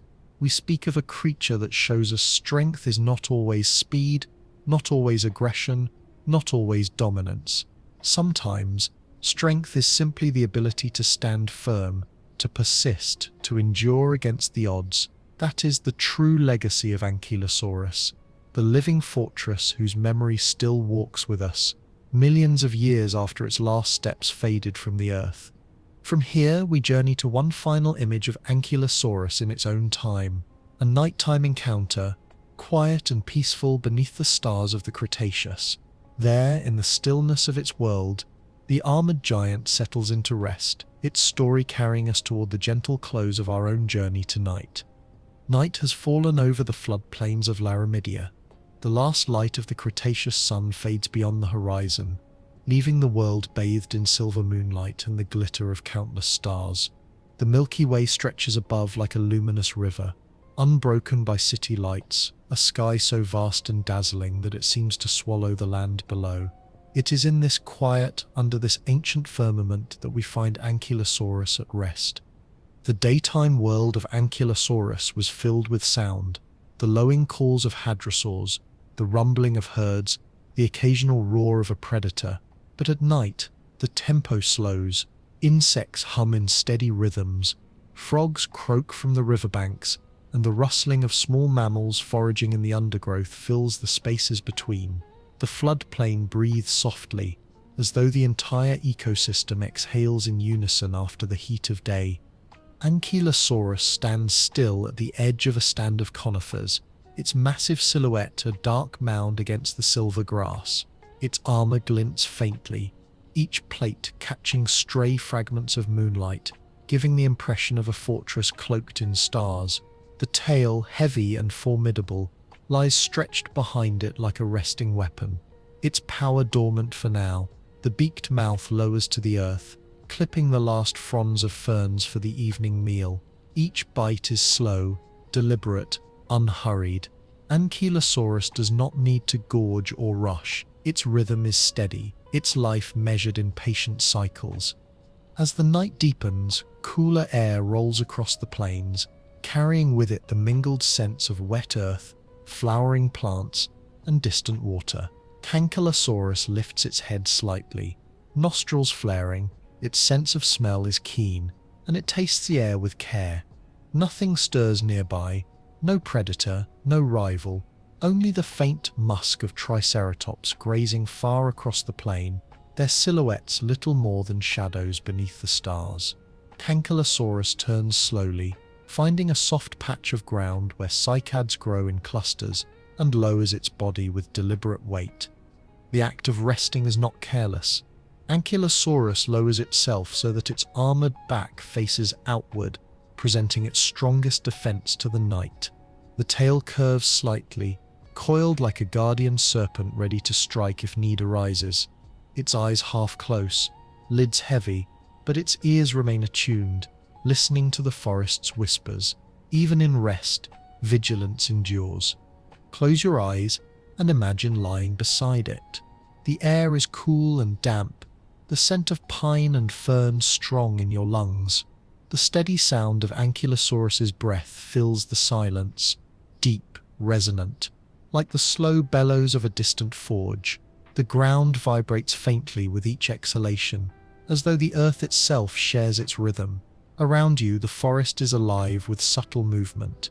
A rustle of wings overhead, the soft patter of small claws through leaf litter, the distant splash of something entering the river. Yet near Ankylosaurus there is calm. Its presence is enough to deter most threats. You feel safe beneath the shadow of its armor. The moon climbs higher, silvering the floodplain. Shadows stretch long and dark, and the stars wheel slowly above. Ankylosaurus stirs occasionally, shifting its bulk with a heavy sigh, adjusting its position. The plates of armor clinking softly against one another like stone chimes.